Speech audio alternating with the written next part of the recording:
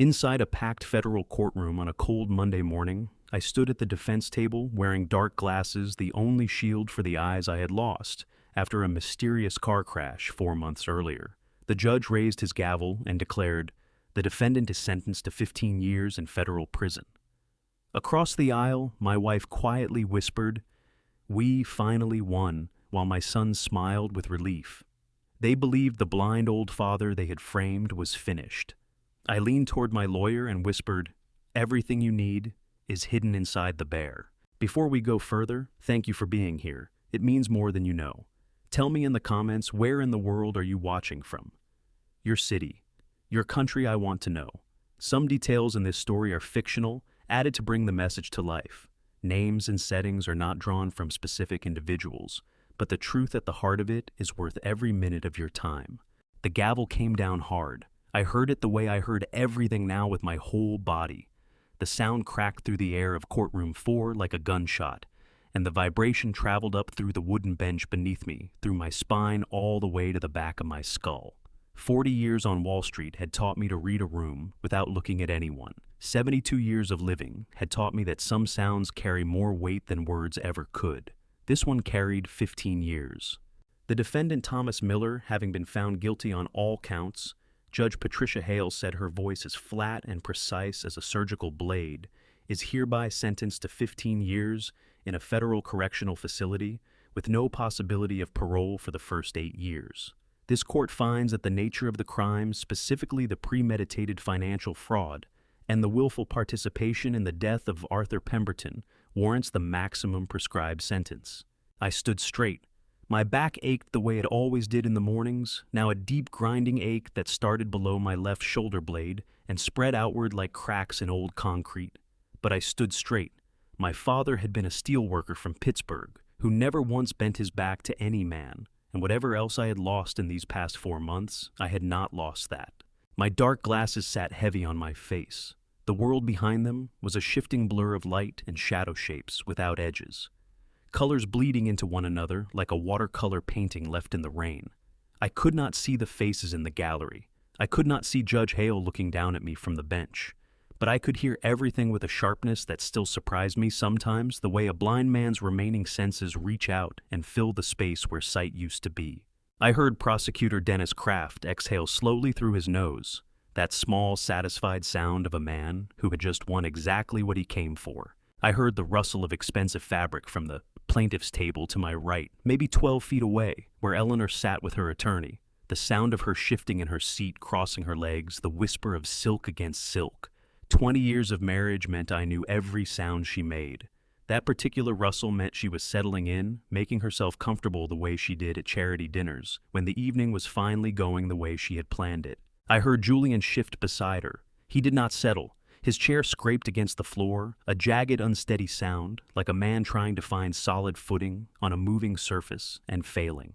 And then I heard Lily. She was somewhere behind me, 3 or 4 rows back in the gallery, sitting with Mrs. Patterson, the neighbor's daughter, who had agreed to bring her today. I had asked Claire not to let Lily come. Claire had told me that no force on earth was going to keep that child away from this courtroom, and she had said it in the voice she used when she was finished negotiating. Lily was not crying loudly. She was doing the thing that broke me far more than loud crying ever could. She was pressing her face into the sleeve of her jacket and making small, tight sounds like she was trying to hold something enormous inside a space too small to contain it. Each one of those small sounds landed in the center of my chest, like a stone dropped into still water, sending ripples outward until my whole body hurt with it. Claire's hand found my arm and pressed once, firm, steady. She had done that every time the prosecution scored a point during the past 3 weeks of trial. It was the only communication we permitted ourselves at the defense table. One press meant, hold on. I had lost count of how many times she had pressed in the last 3 weeks. This one felt different. This one felt like goodbye. Mr. Miller. Judge Hale said, "You will be remanded to custody immediately following this proceeding. Do you have anything you wish to say before this sentence is formally entered into the record?" My attorney, Claire Donovan, placed her hand lightly on my forearm. Her professional way of saying, "Not now, not here. There is nothing left to say that will change anything in this room." She was right. There was nothing left to say, except for one thing. I turned my head slightly toward her. I kept my voice low enough that only she could catch it beneath the ambient noise of the courtroom, beneath the scratch of the court reporter's fingers and the distant sound of Lily pressing her grief into her jacket sleeve. "The bear," I said. "Claire, it is all in the bear." I felt her go absolutely still beside me. For one full second she did not breathe. Her hand on my arm did not move. Then I felt her sit up straighter, and there was something new in the air between us, something charged and electric that had not been there a moment before.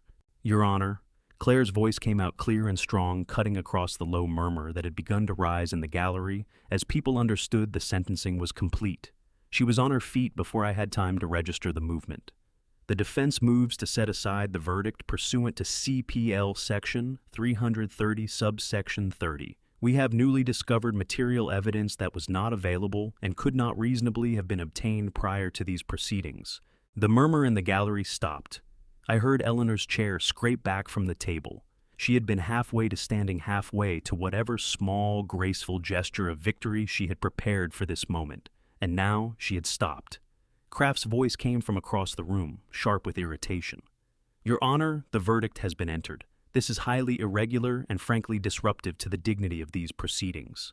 "Mr. Kraft," Judge Hale said, and there was something new in her voice too, a careful quality, a judge's instinct for the moment when something unexpected and possibly significant had just entered her courtroom. "I will handle this. Miss Donovan, you understand the standard for a CPL 330 motion is extraordinarily high. Newly discovered evidence must be of such character that it would probably have changed the verdict."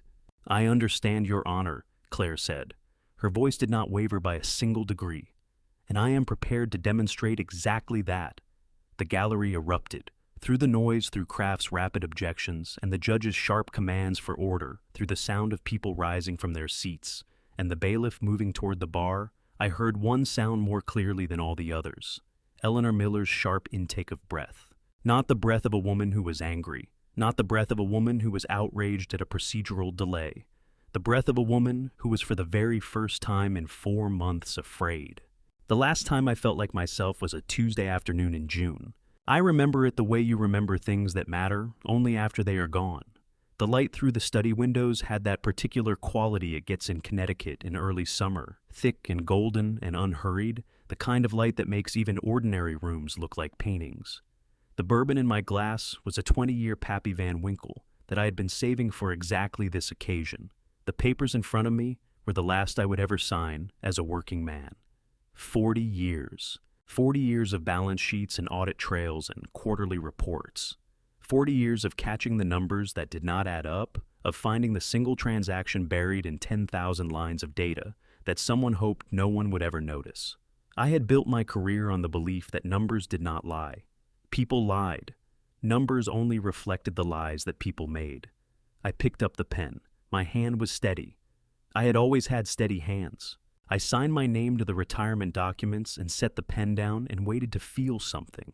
Relief, maybe, or pride, or the particular melancholy that comes at the end of a long and meaningful chapter. What I felt instead was a sound from the hallway. Eleanor's heels on the marble floor, precise and measured, moving away from the study door rather than toward it. She had been nearby. How long she had been standing outside that door, I could not say. I poured 2 fingers more of bourbon into my glass and told myself I was imagining things. 20 minutes later, Arthur Pemberton let himself in through the front door, the way he had been letting himself in for 31 years, ever since Margaret was alive, and the house was full of noise and cooking smells, and the particular chaos of a family that was genuinely happy. He was 74 years old, and he walked with a cane, now a beautiful mahogany thing, with a silver handle that his late wife had given him for his 60th birthday, but he walked with it the way dignified men carry their years without apology. "You actually did it," he said, dropping into the leather chair across from my desk, with a grunt of effort that he would have been mortified to know I heard. 40 years and you actually walked away." "Sat down is more accurate," I said. "My back has opinions about walking these days." Arthur laughed the big rolling laugh that had gotten us both thrown out of a faculty mixer at Columbia in 1979 and had not changed 1 degree since. I pushed the bourbon toward him, and he poured himself a measure, and we sat the way old men sit when they have known each other long enough to not need words to fill every space. After a while, he said, "How is Eleanor taking the retirement?" I turned my glass slowly in my hands.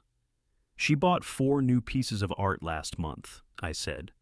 3 the month before. She had the East Wing repainted. She hired a new event coordinator for the foundation. Arthur looked at me over the rim of his glass. He had the eyes of a man who had spent 50 years reading contracts for hidden meanings. "That is not what I asked." "No," I agreed, "it is not." "Tom," he set his glass down, "I want to look at the trust documents again, the ones from 2 years ago when you had everything restructured." I felt something shift in my chest, a small, uneasy movement, like a floorboard settling in a house you thought was solid. "The restructuring was routine," I said. "Estate planning. The attorney Eleanor recommended came with excellent references." "I am sure he did," Arthur said. "I would still like to look at them." He paused. "Someone has been running quiet queries on the trust structure, not transactions, just inquiries, learning the architecture before making any moves." The bourbon sat warm in my stomach, but the warmth did not reach my hands. Before I could answer, the study door burst open and 55 pounds of pure joy threw itself across the room and crashed into my chest, hard enough to slosh bourbon over my fingers. "Grandpa Rosa says dinner is in 1 hour, but I told her you would want to eat later because you and Mr. Arthur always talk forever. And she said that is not her problem. And then I said, well, it is kind of your problem because you are the one who has to reheat everything. And she laughed, so I think I won." Lily, 10 years old with Margaret's dark eyes and a gap between her front teeth that the orthodontist kept saying would close on its own and never did.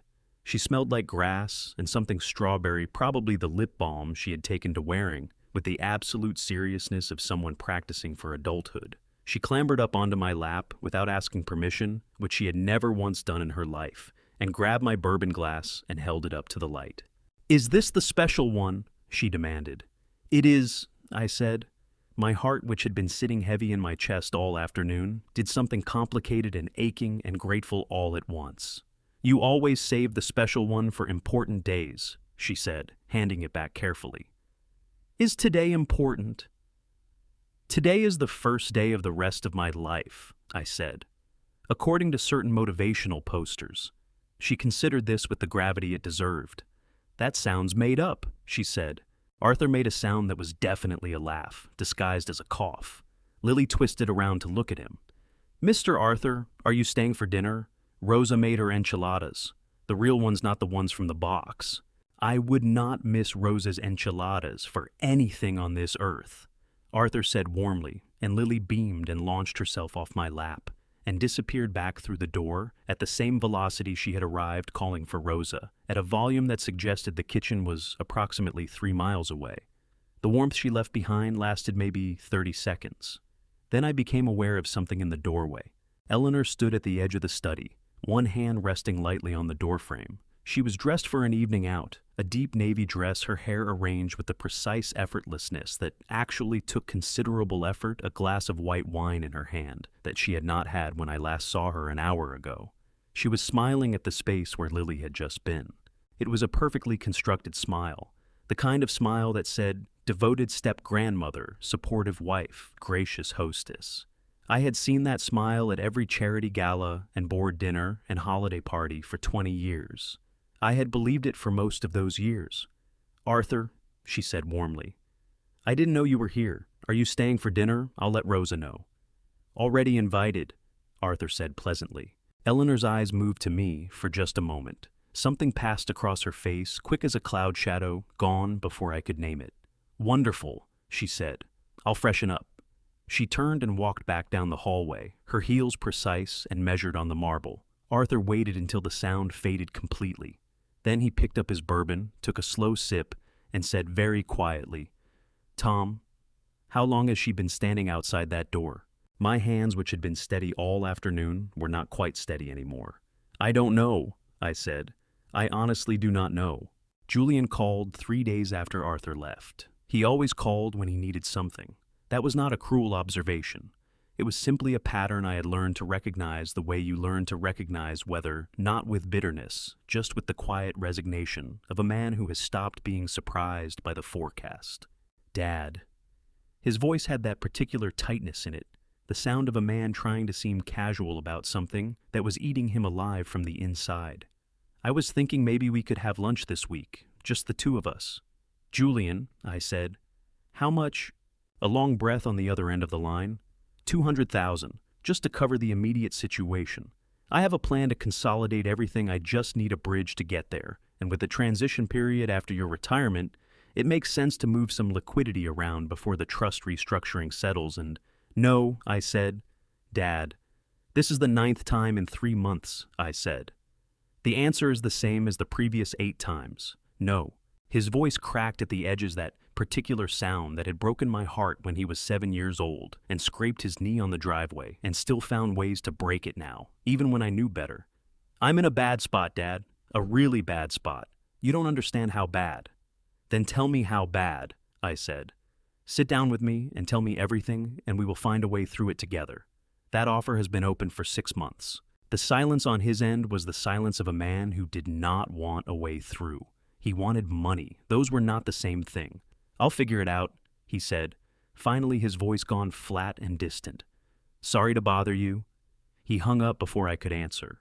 I sat with the phone in my hand for a long moment, and the ache in my chest was not anger. It never was with Julian. It was something heavier than anger and harder to put down. 3 weeks later, I was driving home alone on Route 15. It was a Friday night in late June, the kind of evening that makes Connecticut feel like the best decision you ever made.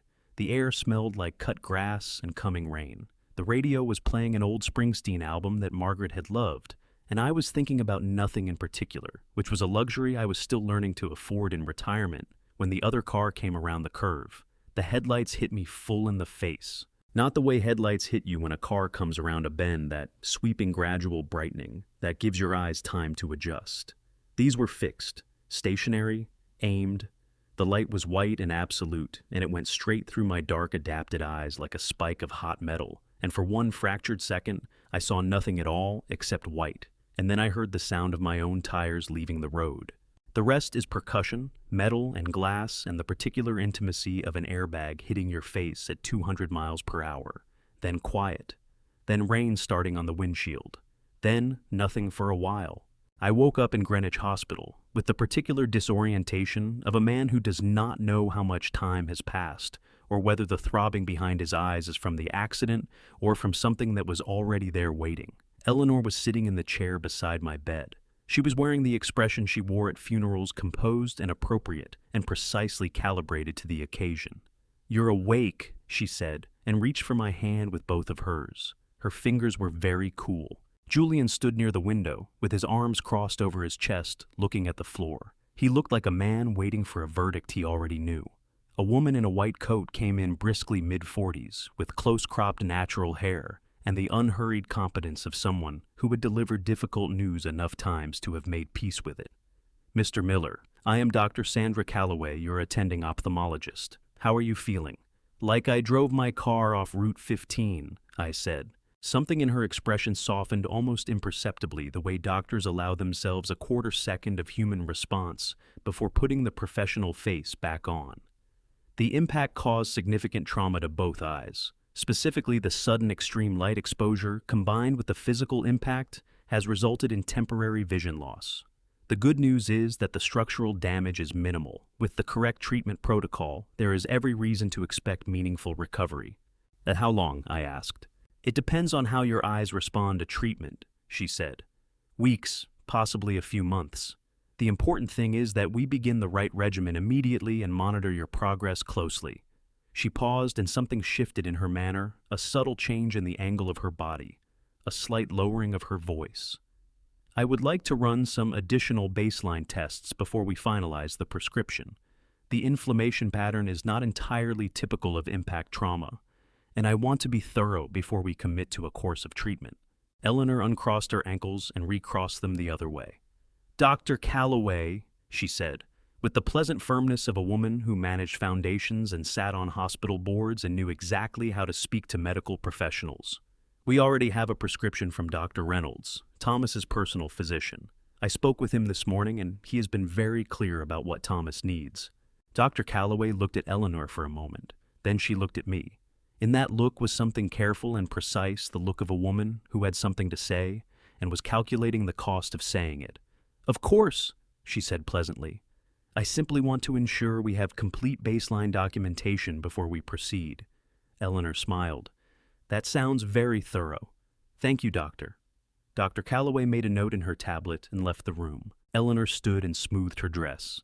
"I am going to speak with the discharge coordinator. We will have you home by this evening." She squeezed my hand once that cool, precise squeeze and walked out. Julian stayed by the window. He had not looked at me once since I woke up. "Julian," I said. He turned. His eyes were red around the rims, the eyes of a man who had been crying recently and was hoping it did not show. His jaw was working like he was chewing on words he could not decide whether to swallow. "I'm glad you're okay, Dad," he said. His voice came out rough and cracked, and he cleared his throat hard. "I'm really glad you're okay." He left before I could answer. That first night home, Eleanor set the small brown bottle on my nightstand with the careful tenderness of a devoted wife. "Dr. Reynolds prescribed these specifically for you," she said, her voice warm and low. "3 drops in each eye every morning. I will help you with them until your vision improves enough to manage on your own. I want to make sure you never miss a dose." I lay in the dark that was my whole world now, and I listened to the particular quality of those words. "I want to make sure you never miss a dose." Something about the way she said it, the emphasis on never, the satisfaction underneath the tenderness, faint as a wrong note in an otherwise perfect piece of music, the kind of thing you only catch if you have spent 40 years listening for exactly that. I told myself I was being paranoid. I was concussed and frightened and alone in a darkness I had never asked for. But I had spent 40 years catching the numbers that did not add up. And something in those words did not add up. The darkness had its own geography. I had learned that in the 2 weeks since coming home. There were textures to it, gradients the way a completely dark room is never truly uniform if you pay close enough attention. There was the darkness behind closed eyes, and the darkness of an unlit room, and the darkness of a world where light existed, but your eyes could no longer translate it into meaning. I lived in the third kind now. Light reached me. It simply arrived as sensation rather than information, warmth without image, brightness without shape. I had stopped fighting it. Fighting used energy I needed for listening, and listening in those 2 weeks had taught me a great deal. I had learned that Eleanor checked my study at 11:30 every night. Not obviously. She did not turn on lights or open drawers. She simply moved through the room in the dark, the way a person moves through a space they have memorized, touching things lightly, pausing, moving on. I could hear the faint sound of her fingers trailing along the edge of my desk. I could hear the particular silence of someone reading a screen in a dark room, that held breath quality, the absence of ambient movement. I had learned that Julian made phone calls from the east patio, after midnight, speaking in a low, rapid voice that carried further than he realized on still summer nights. I could not make out words. I could make out urgency and fear, and the particular cadence of a man negotiating something he did not want Eleanor to know about, and did not want me to know about either. I had learned that Rosa Gutierrez, who had worked in this house for 11 years, and who made the best chicken enchiladas in Fairfield County, and who had never once in my memory taken a sick day, now moved through her daily work with the careful deliberateness of a woman carrying something heavy and breakable. She brought me my coffee in the morning, with both hands wrapped around the mug. She said good morning in a voice that was 2 degrees too bright. She was frightened. I did not know of what exactly, but I knew the sound of a frightened person trying very hard to seem fine. I called Arthur on a Tuesday morning when Eleanor had taken the car to the foundation offices and Julian had driven Lily to her summer program in Westport. "Talk to me," Arthur said without preamble, which was the thing I loved most about a 31-year friendship. I told him everything, the sounds at night, the footsteps in my study, Julian's patio calls, Rosa's careful brightness, the way Eleanor said, "I want to make sure you never miss a dose," with that note underneath it that I could not stop hearing. Arthur was quiet for a moment. That was not the quiet of a man with nothing to say, but the quiet of a man organizing what he already knew into the order he needed to say it. "The package arrived," he said finally.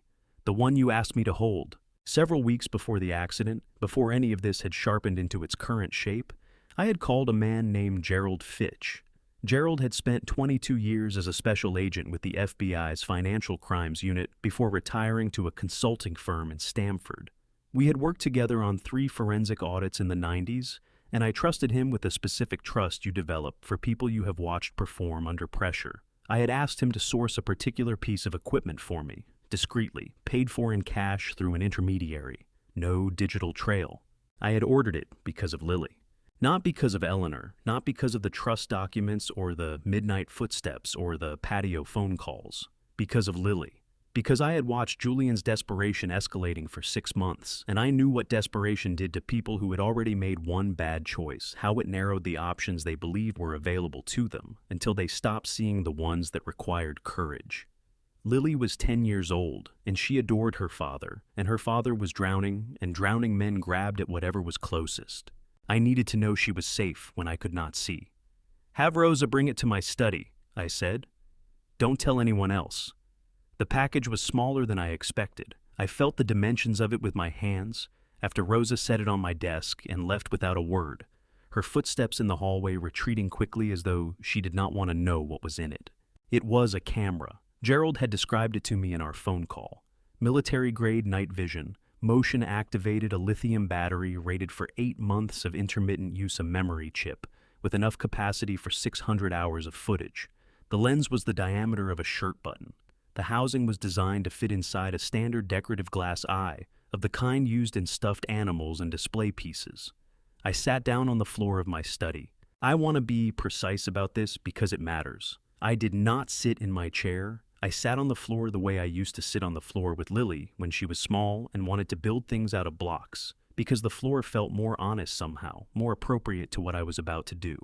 I set Mr. Buttons in my lap. He was a large stuffed bear brown with a red bow tie that Lily had added herself with a safety pin because she felt he lacked personality.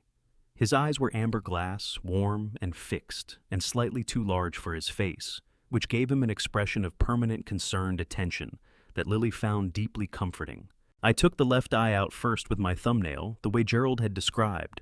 Then I tried to fit the camera housing into the socket. My hands were shaking, not from age, not from the residual effects of the accident, from the particular trembling that comes when you are doing something that matters enormously with the full knowledge that you cannot afford to get it wrong, and that you cannot see what you are doing, and that there is no one in this house you can ask for help.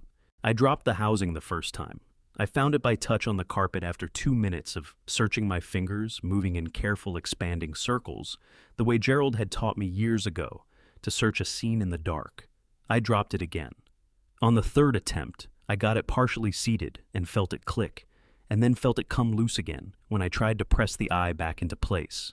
My jaw was clenched so hard my back teeth ached. The sweat on my fingers was making the housing slippery. 2 hours, that is how long it took.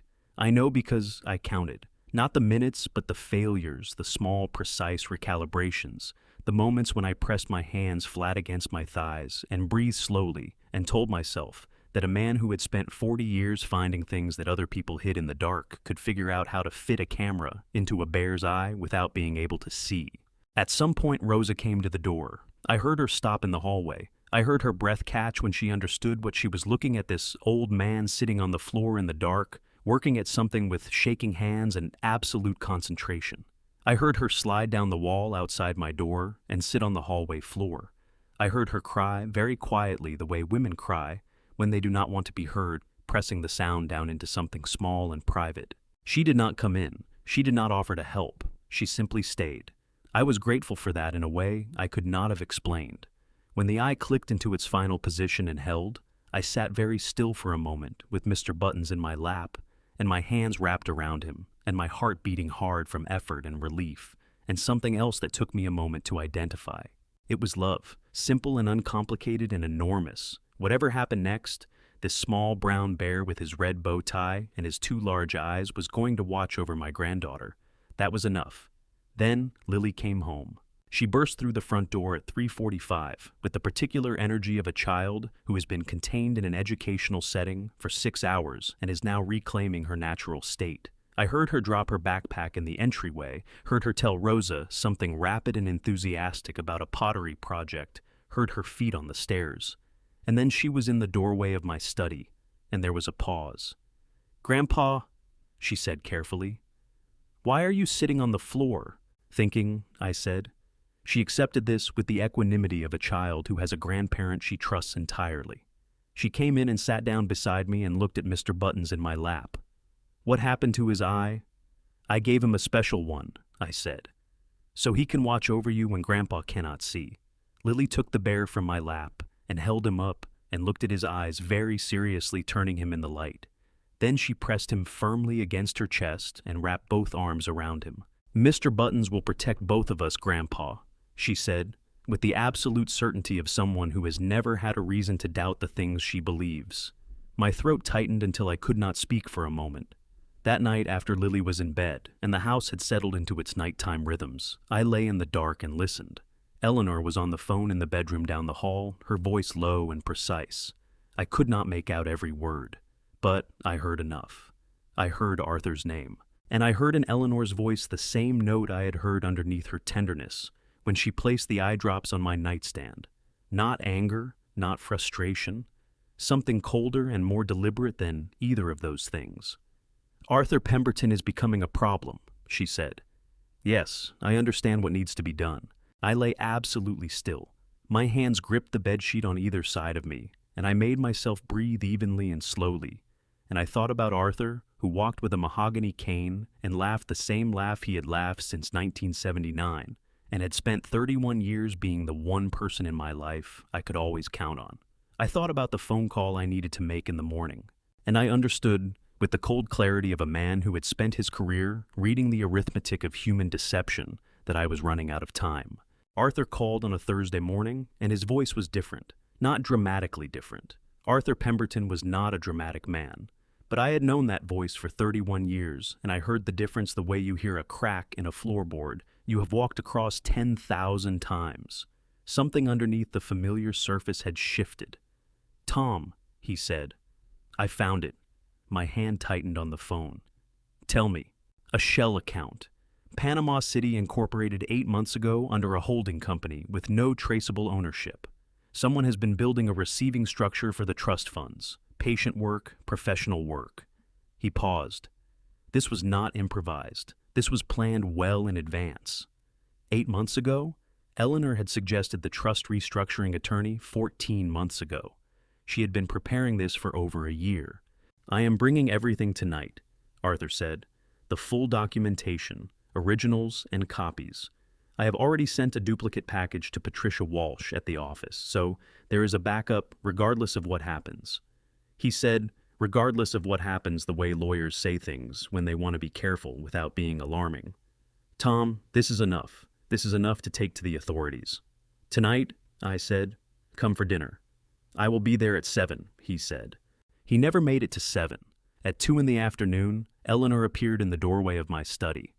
"Arthur called while you were resting," she said pleasantly. "He said he wanted to stop by for tea this afternoon, around 3. He wanted to thank me personally for taking such good care of you." I told him, of course. Something cold moved through my chest. Arthur would never say that. He knew exactly what Eleanor was, but he did not know she had been listening outside my door that morning. "I did not hear the phone," I said carefully. "You were sleeping," she said. "I did not want to wake you." I heard Arthur arrive at 3:15. I heard Eleanor greet him in the front hallway with warmth and genuine-sounding pleasure. I heard Rose's footsteps moving toward the kitchen to prepare tea, and then stopping, and then continuing more slowly, the footsteps of a woman who had learned to be reluctant about things she could not refuse. I heard the soft clink of cups. I wanted to call out. I wanted to walk downstairs and sit at that table and be present. But I was a blind man in an upstairs bedroom, and Eleanor had told Arthur I was sleeping, and if I appeared now, she would know I had heard her, and whatever advantage I still possessed would evaporate. So I lay on my bed and listened to the sound of my oldest friend drinking poison tea 1 floor below me, and I have not forgiven myself for that yet. Arthur left at 4:30. I heard his cane on the front step slow and measured. I heard his car start. I heard Eleanor come back inside and close the front door and stand in the hallway for a moment before going to the kitchen, and in that moment of standing still, she made a sound I had never heard from her before. It was a long, quiet exhale. Not relief exactly. Something more settled than relief. the sound of a woman who had just completed a task she had been preparing for and was satisfied with the execution. That night, Arthur called Claire Donovan. I did not know this until Claire told me weeks later in a jail visiting room, but I have replayed it enough times that it feels like memory. Arthur dizzy behind the wheel of his Volvo on the Merritt Parkway, one hand on the phone, speaking quickly because some part of him already understood that quickly was all the time he had left. Claire listened to me carefully. His voice would have been steady. Arthur's voice was always steady. If something happens to me, look for the files I sent to Patricia at the office. Thomas Miller is innocent. Whatever they charge him with, he is innocent. Promise me you will find those files.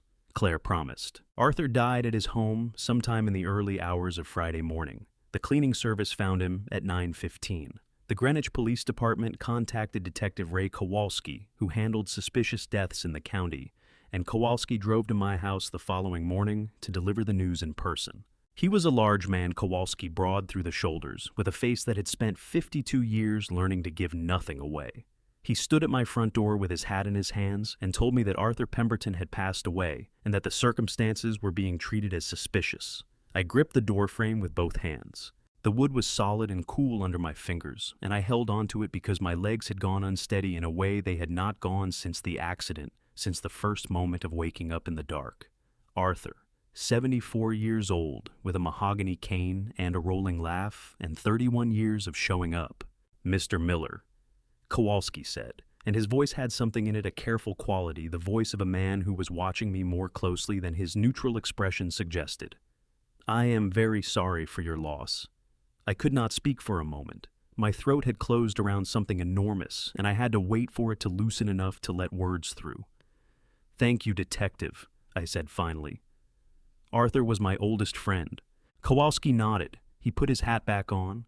He looked at me for one moment longer than was strictly necessary, and in that look I caught something I would not understand until weeks later. Not pity exactly, something more conflicted, the look of a man who already had doubts he had not yet decided what to do with. Then he walked back to his car. I closed the door and stood in my hallway and pressed my back against the wood and let myself grieve fully and without restraint for exactly 4 minutes. Then I started thinking about what came next. They came at 6 in the morning, the way they always do. I was already awake. I had not slept more than 2 hours at a stretch since Arthur died, and that morning I had been sitting in the chair by my bedroom window since 4, listening to the house breathe around me, thinking about Panama and shell accounts, and a woman who exhaled with satisfaction after her oldest friend left her home for the last time. The knock was not a knock. It was the sound of authority, 4 hard raps that said, "We are not asking." I heard Eleanor get up. Her footsteps crossed the hallway with a speed that told me she had been awake too waiting. The front door opened, men's voices low and official, Eleanor's voice higher, perfectly pitched to convey shock and distress. I put on my robe. I found my glasses on the nightstand. I walked to the top of the stairs. Thomas Allen Miller. The agent's voice carried up the stairwell, with the flat precision of a man reciting something he had recited many times. You are under arrest for wire fraud, embezzlement of trust assets, and conspiracy in the first-degree murder of Arthur James Pemberton. You have the right to remain silent. Anything you say can and will be used against you in a court of law. I came down the stairs one at a time, my hand on the rail. Eleanor stood near the door with both hands pressed to her mouth, her eyes wide. It was an extraordinary performance. 20 years of charity galas and foundation boards had given her a masterclass in public emotion, and she deployed it now with the precision of a woman who had been rehearsing this exact moment. Julian stood at the entrance to the kitchen in a gray t-shirt and bare feet, his hair uncombed, his face the color of old chalk.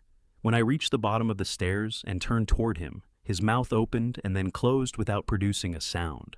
His eyes were filling up fast, the eyes of a man trying desperately to hold something back and losing the fight, and he pressed the back of his hand hard against his lips and looked away from me.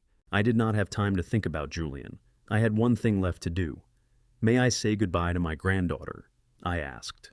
The lead agent looked at me for a moment. He was perhaps 40, with the careful face of a man who had learned to keep his personal responses separate from his professional ones. He nodded once. Rosa had already gone upstairs. I heard her knock on Lily's door, heard her voice gentle and urgent, then Lily's footsteps quick and confused coming down the hall. She appeared at the top of the stairs in her pajamas, Mr. Buttons crushed against her chest, her hair tangled from sleep, her face struggling to understand what she was seeing. When she saw the agents, when she saw the handcuffs in one of their hands, her face crumpled, and she came down the stairs so fast I was afraid she would fall. She hit me hard enough to make me take a step back. Her arms went around my waist, and she pressed her face into my chest, and her whole small body was shaking with sobs she was trying to contain and failing completely. "Grandpa," she kept saying, her voice muffled against my robe. "Grandpa, Grandpa." I held her with both arms and pressed my face into her hair, and I did not let myself fall apart because she needed me steady for exactly this moment, and I would be steady for her if it was the last thing I managed. "Listen to me," I said quietly close to her ear. "I need you to do something for me, something important." She pulled back enough to look up at me. Her face wet, her eyes searching mine, with a trust so absolute it made my chest ache. "Take care of Mr. Buttons," I said. "Keep him safe. Promise me, sweetheart." Her arms tightened around the bear. "I promise, Grandpa." "Good girl," I said. I kissed the top of her head. I straightened up. The agent stepped forward with the handcuffs, and I put my hands behind my back, and I did not look at Eleanor. Outside, the morning was gray and cool, the kind of Connecticut morning that smells like damp leaves and coming autumn.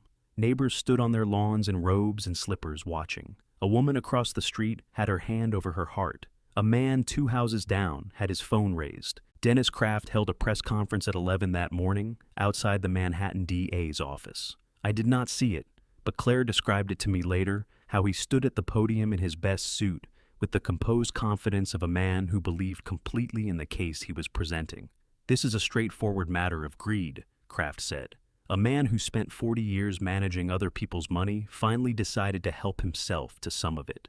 That evening in the kitchen of the Miller house, Rosa Gutierrez sat alone at the table for a very long time. She thought about 11 years of mornings in this house. She thought about Lily's face on those stairs. She thought about the things she had seen and the things she had chosen not to say, and the family back home, whose safety she had been protecting with her silence. Then she picked up her phone. Claire Donovan speaking. Rosa closed her eyes and gripped the phone with both hands until her knuckles ached. "Miss Donovan," she said. "My name is Rosa Gutierrez. I have worked for the Miller family for 11 years. I need to tell you something, but I am very scared. Rikers Island smelled like industrial cleaner and defeated hope. I had been inside for 5 weeks when Claire Donovan walked through the door of the visiting room, and in those 5 weeks I had learned the particular rhythm of incarceration, the way time moved differently here, thicker and slower, like trying to walk through water. I had learned which guards said good morning and meant it, and which ones said it as a small daily assertion of power. I had learned to sleep on my back on the narrow mattress without aggravating my shoulder. I had learned most importantly to be patient. The door opened and I heard her footsteps before I saw her shape through the scratched plexiglass. Quick and purposeful, the walk of someone who moved through the world like she had somewhere to be and intended to get there. She sat down across from me and I saw her face for the first time. She was younger than I expected. 34, I would learn later, with the kind of face that looked like it had been paying close attention to everything for all 34 of those years. She set a legal pad on the table and a pen beside it and looked at me with brown eyes that were doing the same thing I was doing, taking inventory. "Mr. Miller," she said. "I am Claire Donovan. I was Arthur Pemberton's student for 3 years and his associate for 4 more. He was the finest lawyer and the best man I have ever known." Her voice stayed level, but something moved through it on the word known, a tremor quickly controlled. "I am here because the last thing he said to me was that you are innocent. I believed him then. I believe him now." My throat tightened without warning. I pressed my back teeth together and breathed through it. "Did Arthur suffer?" I asked. "No," she said. "The coroner said it was fast at the end." I nodded and looked down at my hands on the table and gave myself exactly 3 seconds. Then I looked back up. "What do you have?" I asked. She had plenty. She walked me through it with the efficiency of someone who had spent 5 weeks preparing for this exact conversation. The thallium timeline discrepancies she had found buried in the coroner's supplemental notes. The keylogger possibility she had raised with a forensic IT consultant. The gaps in the prosecution's physical evidence chain. She was good. She was better than good. Arthur had chosen well. When she finished, I said, There are two things I have not told anyone. She set her pen down. Tell me. The eye drops Eleanor gave me, I said. I stopped using them 3 weeks after I came home. Claire went very still. Something in the way she talked about them, I said. I want to make sure you never miss a dose. I have spent 40 years catching the numbers that do not add up. That sentence did not add up. I paused. I poured them down the sink and replaced them with saline drops I had Rosa buy at a pharmacy in Norwalk. Cash purchase. I told no one. Your vision, Claire said carefully, has been recovering for 6 weeks. I reached up and removed my dark glasses. Claire's breath caught audibly. She stared at me across the scratched plexiglass with an expression that moved through surprise and into something more complex, the look of a woman rapidly recalculating everything she thought she understood about the situation in front of her. No one knows, I said. Not Eleanor, not Julian, not the guards here. When I put those glasses back on, I am blind to everyone in the world, except you. She pressed her fingers against her mouth for a moment, hard collecting herself. Then she picked up her pen. What is the second thing? 4 months ago, I installed a surveillance camera inside a stuffed bear, a bear named Mr. Buttons that belongs to my granddaughter Lily. I kept my voice even and precise, the voice I used in boardrooms when the numbers I was presenting were going to change everything in the room. The camera is motion-activated military-grade night vision. It was recording the night they say I transferred the funds. I looked at her directly. If Lily still has that bear, everything we need is in those glass eyes. Claire stood up so fast, her chair scraped back against the floor. Her legal pad slid sideways and she caught it without looking at it, her eyes still locked on mine. Rosa, she said, already reaching for her phone. I need to call Rosa right now. She turned away and pressed the phone to her ear, and I watched her back, watched the set of her shoulders as she waited for the call to connect, watched them drop when Rosa answered. The conversation lasted 40 seconds. When Claire turned back around, her face had changed. Eleanor threw away all of Lily's old toys last week, she said. Her voice was controlled, but her hand holding the phone had gone white at the knuckles. She said the house needed to be cleared out. The floor of my stomach dropped away. But I had spent 40 years finding things that other people believed were gone forever. Rosa knows that house better than Eleanor does, I said. Ask her where Lily hides the things she does not want her mother to find. Claire told me everything about that morning so many times that it feels like my own memory now. The Miller house felt different without Thomas in it. I had been inside twice before, both times with Arthur on estate business, and both times it had felt like a home imperfect and lived in and full of the small evidence of a family that ate breakfast together and left shoes by the door. Now it felt like a stage set. Everything was in its place with a precision that was slightly too deliberate, the kind of tidiness that comes not from comfort, but from control. Rosa met me at the side door at 11 in the morning, her eyes scanning the driveway behind me before she stepped back to let me in. Eleanor had gone to the foundation offices. Julian's car was not in the garage. We had perhaps 2 hours. Lily's room first, I said. Rosa nodded and led me upstairs without a word, her hand gripping the stair rail so tightly her knuckles had gone pale. The room was bright and yellow and heartbreakingly normal. Posters of horses on the walls, a half-finished puzzle on the desk, a bookshelf organized with the chaotic logic of a child who knows exactly where everything is, even if no one else does. The stuffed animal shelf was empty. Not reorganized, not reduced. Empty.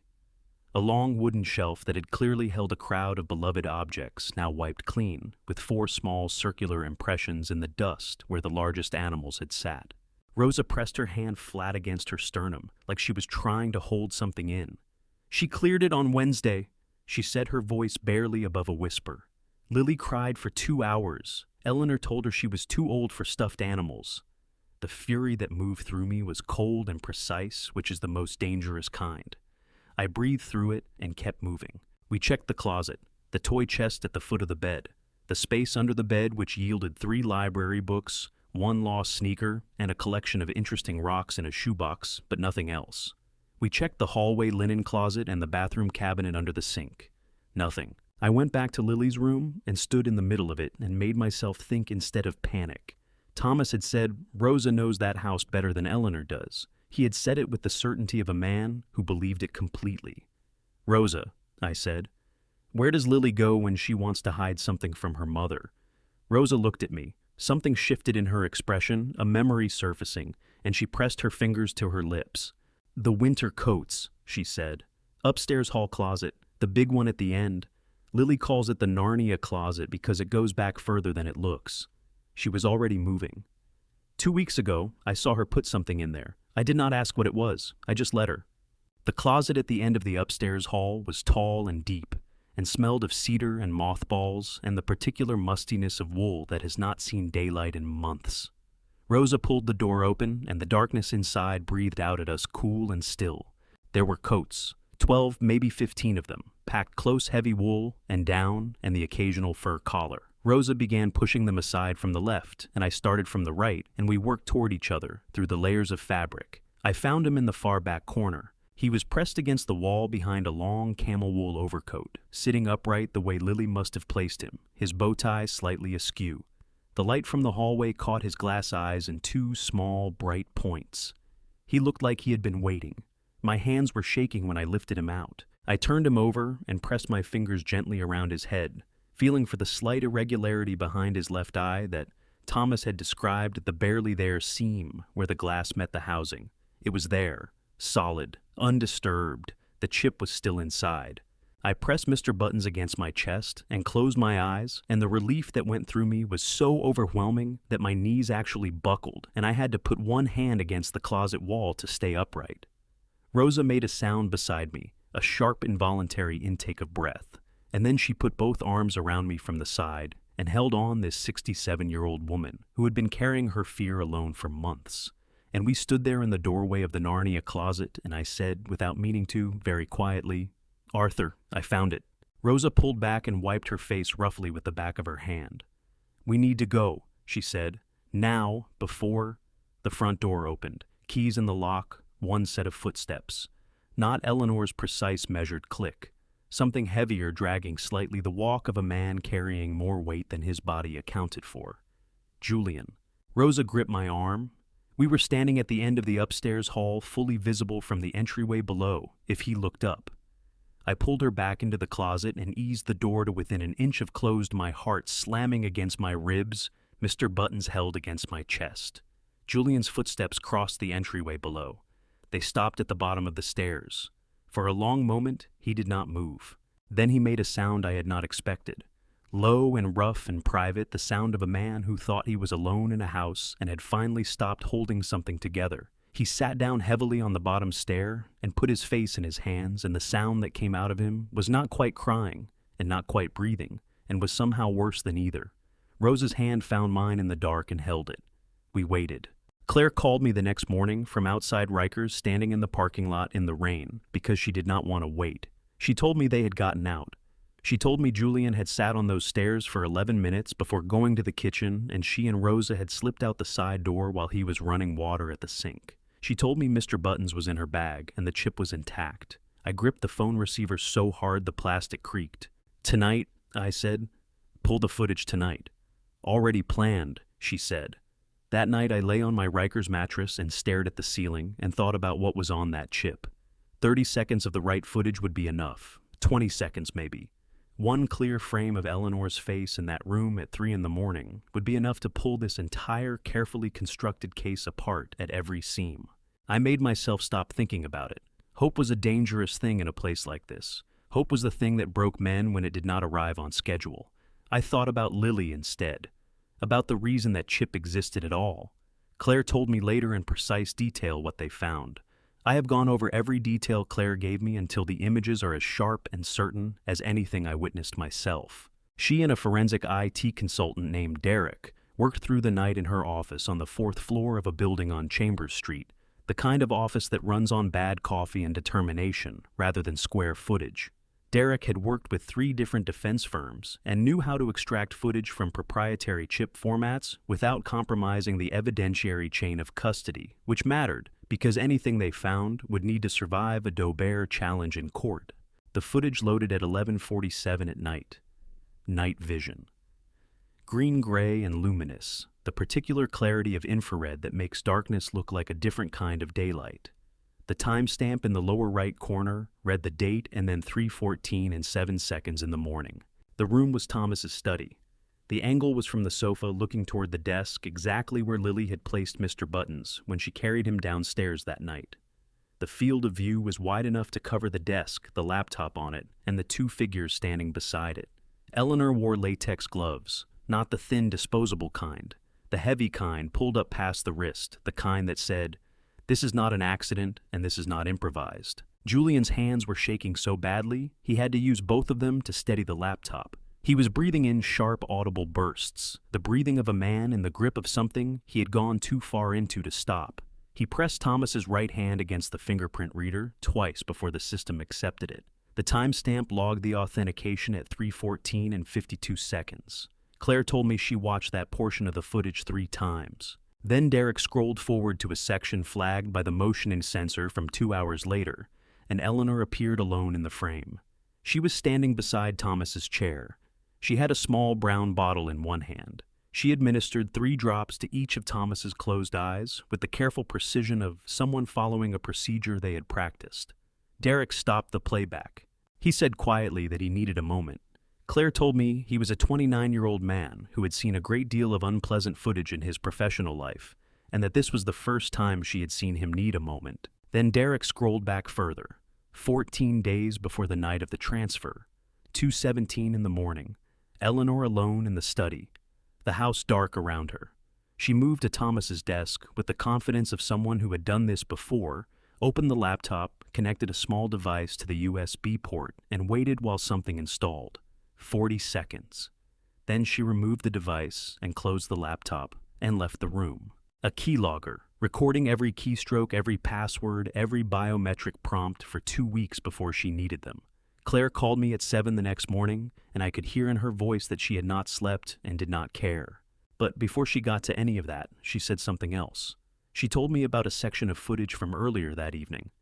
9:43 at night.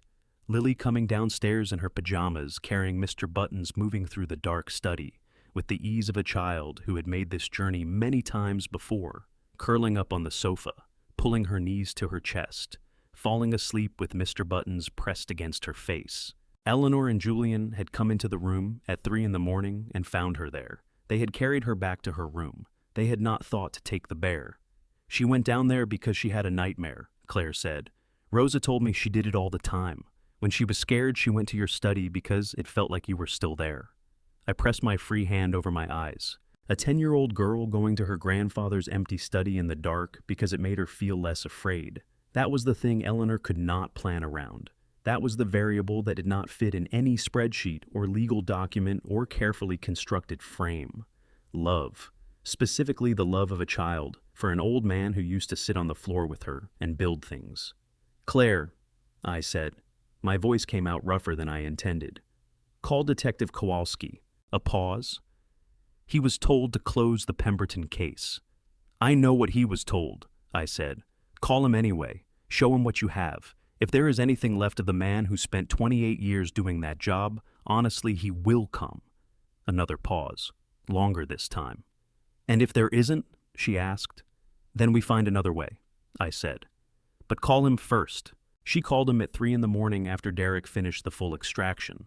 Kowalski picked up on the second ring, which told me everything I needed to know about how well he had been sleeping since Arthur Pemberton died. By the time I lay back down on my Rikers mattress and stared at the ceiling again, my phone call with Claire over, and the night pressing down around me, I felt something I had been carefully not allowing myself to feel for 8 weeks. Not hope. Something steadier than hope. Certainty. Before I go any further, if you are still here with me, type "still here" in the comments right now. I want to know you are with me before this story gets much harder to hear. A reminder, this story contains fictional elements woven in for depth and meaning. If that is not the kind of story you are here for, no hard feelings, this is a good moment to step away. Claire told me about the meeting with Kowalski 3 days later, sitting across from me in the Rikers visiting room, with her legal pad open and her coffee going cold beside her because she kept forgetting to drink it. She had arrived at the coffee shop on Fulton Street at 5:58 in the morning. Kowalski was already there.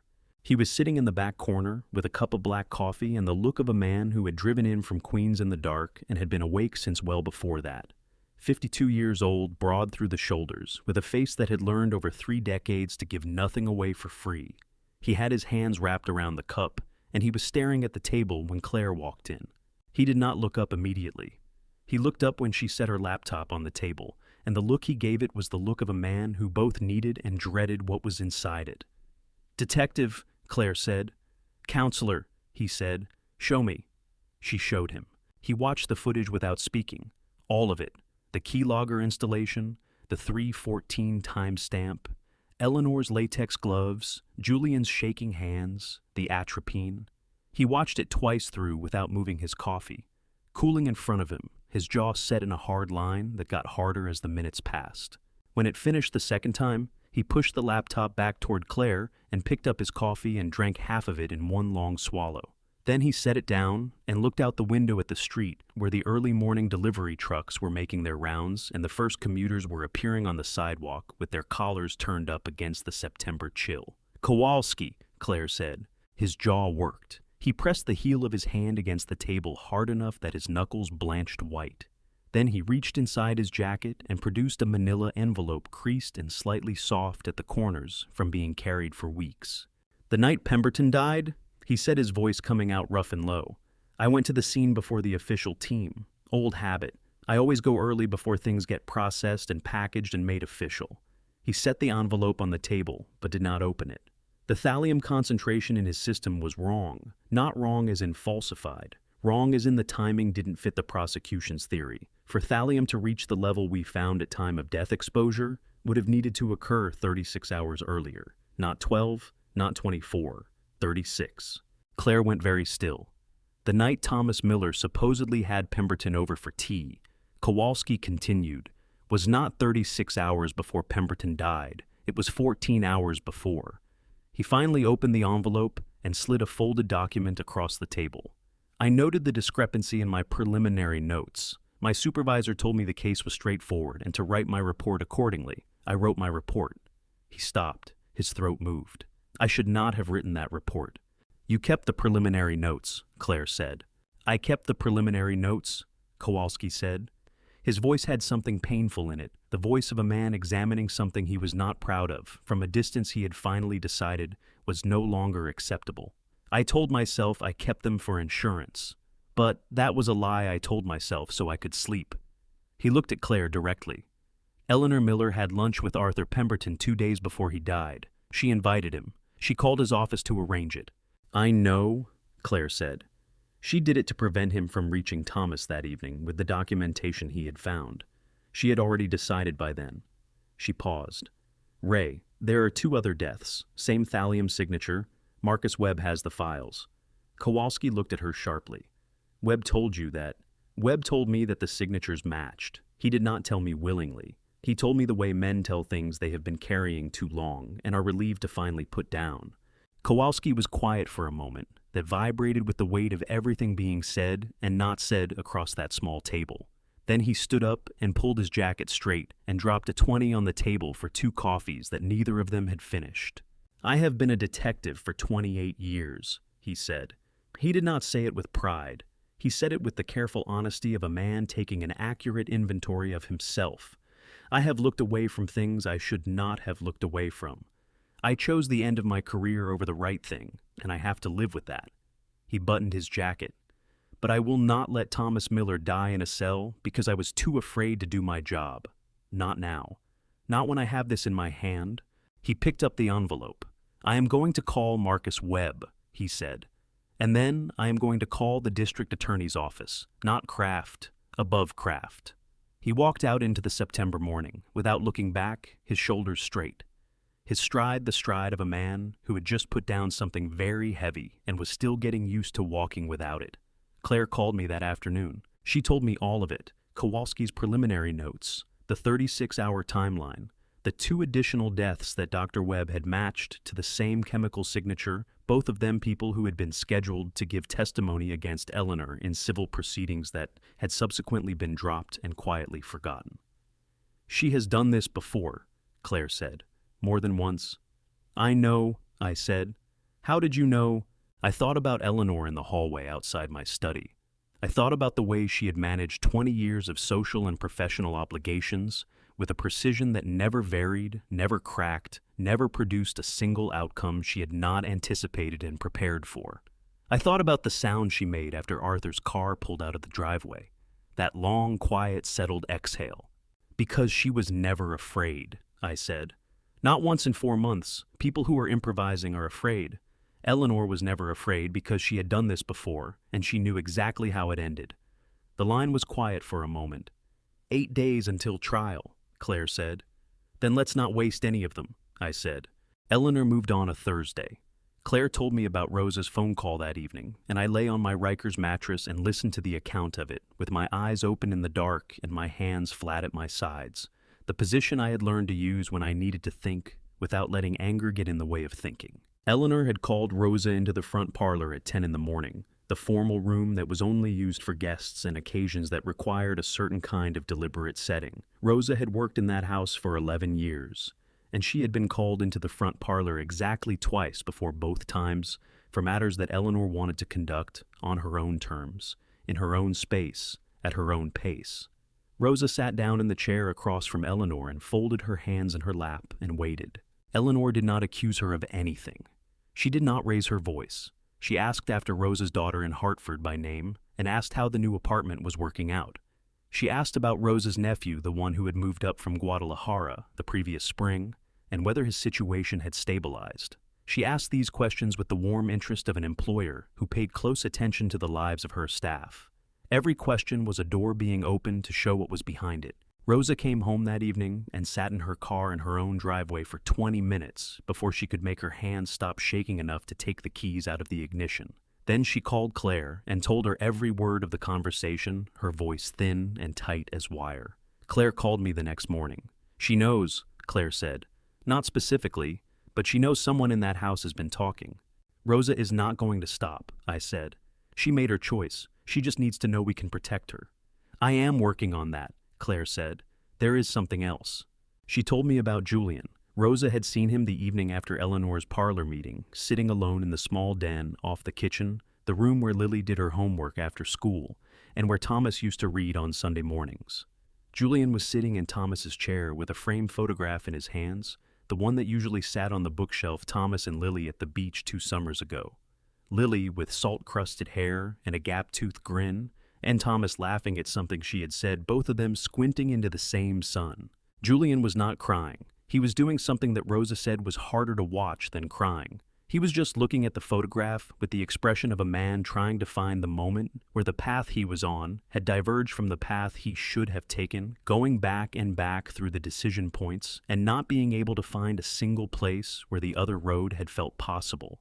Rosa had backed away from the doorway without him seeing her.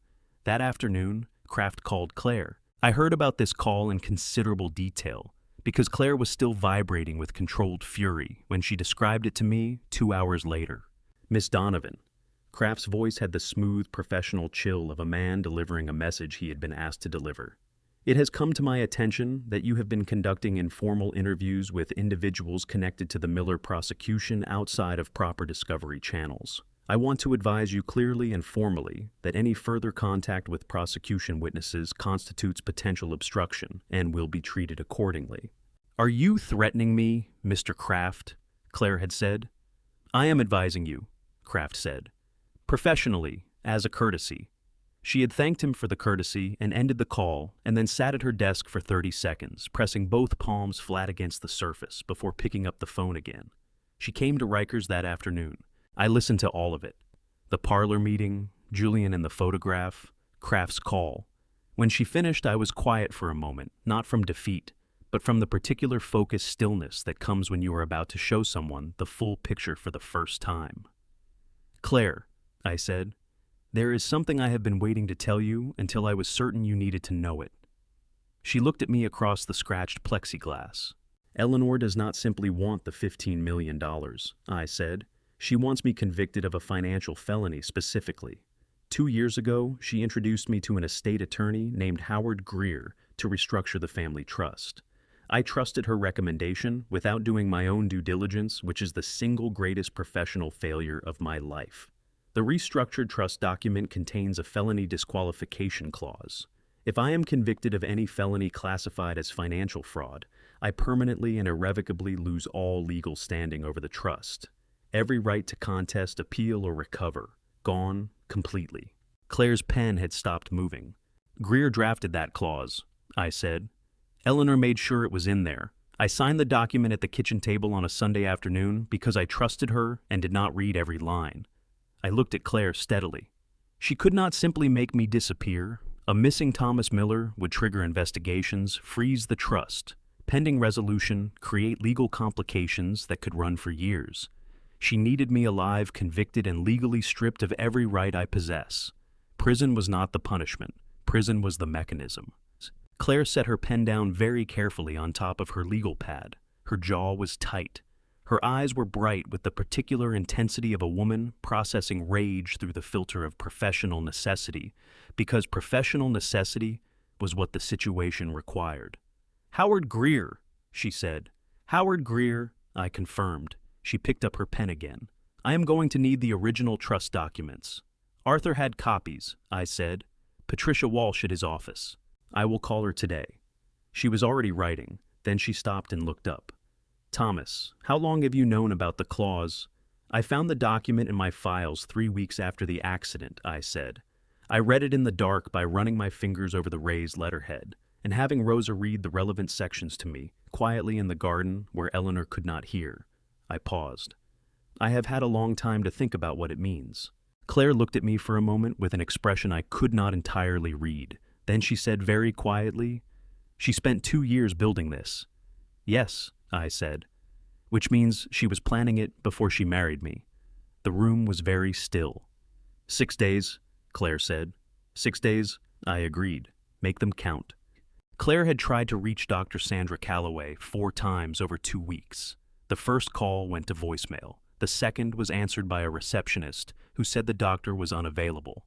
The third produced a brief, careful conversation in which Dr. Calloway said she had been advised by hospital administration not to discuss the Miller case and wished Miss Donovan well.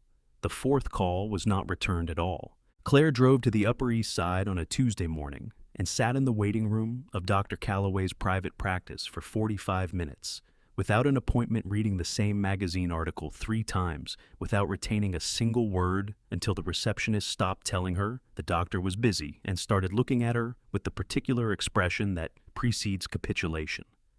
Dr. Calloway came out to the waiting room herself. She was exactly as I remembered her from the hospital in Greenwich, mid-40s, close-cropped natural hair, the unhurried competence of a woman who had delivered difficult news enough times to have stopped flinching at the moment before she said it. She looked at Claire for a long moment in the doorway to the waiting room, and whatever she saw in Claire's face made her step back and say quietly, "Come in." They sat across from each other in the consulting room, with the desk between them. Dr. Calloway had her hands folded on the surface. Her face was composed and careful, and revealed nothing. "Miss Donovan," she said, "I have been advised very clearly by hospital administration and by my malpractice carrier that any involvement in the Miller litigation carries significant professional risk. I want you to understand that before you say anything else." "I understand," Claire said. "I need 2 minutes, then you can ask me to leave, and I will go." Dr. Calloway looked at her for a moment, then she nodded once. Claire opened her laptop. She played the segment of footage from Mr. Buttons, not the transfer, not the keylogger, the segment from 2 hours after Julian and Eleanor had used Thomas's fingerprint, the segment where Eleanor stood alone beside her sleeping husband's chair and administered 3 careful drops to each of his closed eyes with the steady, unhurried precision of someone performing a routine they had performed many times before. Dr. Calloway watched it without speaking. Then she reached out and pressed the pause button herself and sat looking at the frozen image on the screen. Her hands, which had been folded neatly on the desk, had come apart. One of them was pressed flat against the desktop. The other was at her mouth. "That is atropine," she said. Her voice was entirely level and entirely hollow, at the same time the voice of a woman identifying something she had suspected for months and hoped she was wrong about.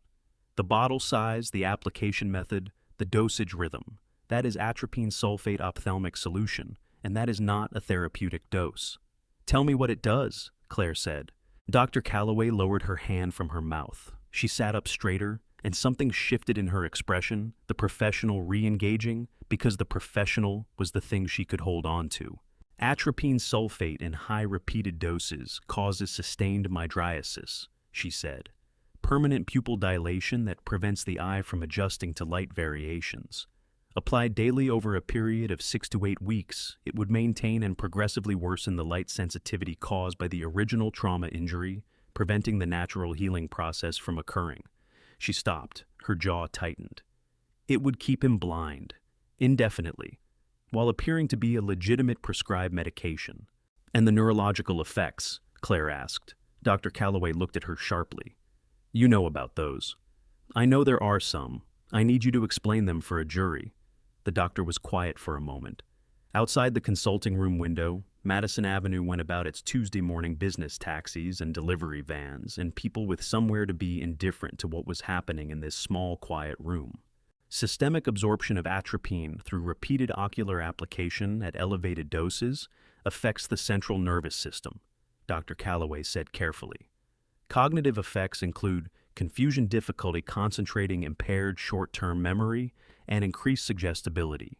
In a 72-year-old patient recovering from a traumatic injury, these effects would be significant. They would make it substantially more difficult for the patient to track complex information, identify inconsistencies, or mount an effective cognitive defense against manipulation. She stopped again. Her voice had gotten quieter with each sentence, as though she was hearing what she was saying and understanding it more fully as she said it. She was not just trying to keep him blind, she was trying to keep him manageable. The room was very still. Dr. Calloway, Claire said, I took an oath when I passed the bar to serve the truth and protect the innocent. I have spent 3 weeks trying to do exactly that, and I am running out of time. She closed the laptop and looked at the doctor directly. You took an oath too, a longer one, an older one. Dr. Calloway looked at Claire for a long moment. Her eyes were bright and her jaw was working, and her hands on the desk had balled themselves into fists that she was pressing against the surface with controlled, deliberate force. I was removed from his case 3 days after I raised my concerns about the eye drop prescription, she said. Her voice had dropped to something very close to a whisper. Hospital administration told me the family had requested a different physician. I accepted that. I told myself I had no standing to pursue it further because he was no longer my patient. She stopped. I told myself that every day for 4 months, and I have not believed it once. She stood up. She walked to the door and opened it and spoke to the receptionist in the outer office. Please clear my 2 o'clock. I need to make some calls. Then she turned back to Claire. I will need to review the relevant medical literature to prepare my testimony. I will need Thomas Miller's original intake records from Greenwich Hospital, which I can request as a treating physician of record from his initial admission since his care was transferred rather than discharged. She picked up a pen from her desk. And I will need to know exactly what questions you plan to ask me on that stand, so that my answers are precise and cannot be misrepresented on cross-examination. Claire's breath came out in one long, quiet release. Thank you, she said. Do not thank me, Dr. Calloway said, and her voice had an edge of steel in it that had not been there in the beginning of their conversation. I should have done this 4 months ago. I should have gone to the police the day they took him off my caseload. I should have made noise and caused trouble and forced someone to pay attention. She looked at Claire with eyes that were bright and unsparing. Tell me where I need to sign, and let us not waste any more time. Claire called me that evening from the parking garage on East 73rd Street, still sitting in her car, her voice carrying the particular quality it had when she was trying very hard to hold something together until she got somewhere private. I listened to all of it. When she finished, I said, she was keeping me manageable. Yes, Claire said. I stared at the ceiling of my cell and thought about 20 years. I thought about the decisions I had deferred and the arguments I had not pursued and the instincts I had overridden because I was tired, or because Eleanor had been persuasive, or because I had told myself I was being paranoid. I thought about how many of those moments I had attributed to my own age, my own diminishment, my own failure to stay sharp. Claire, I said. I know, she said. I know Thomas.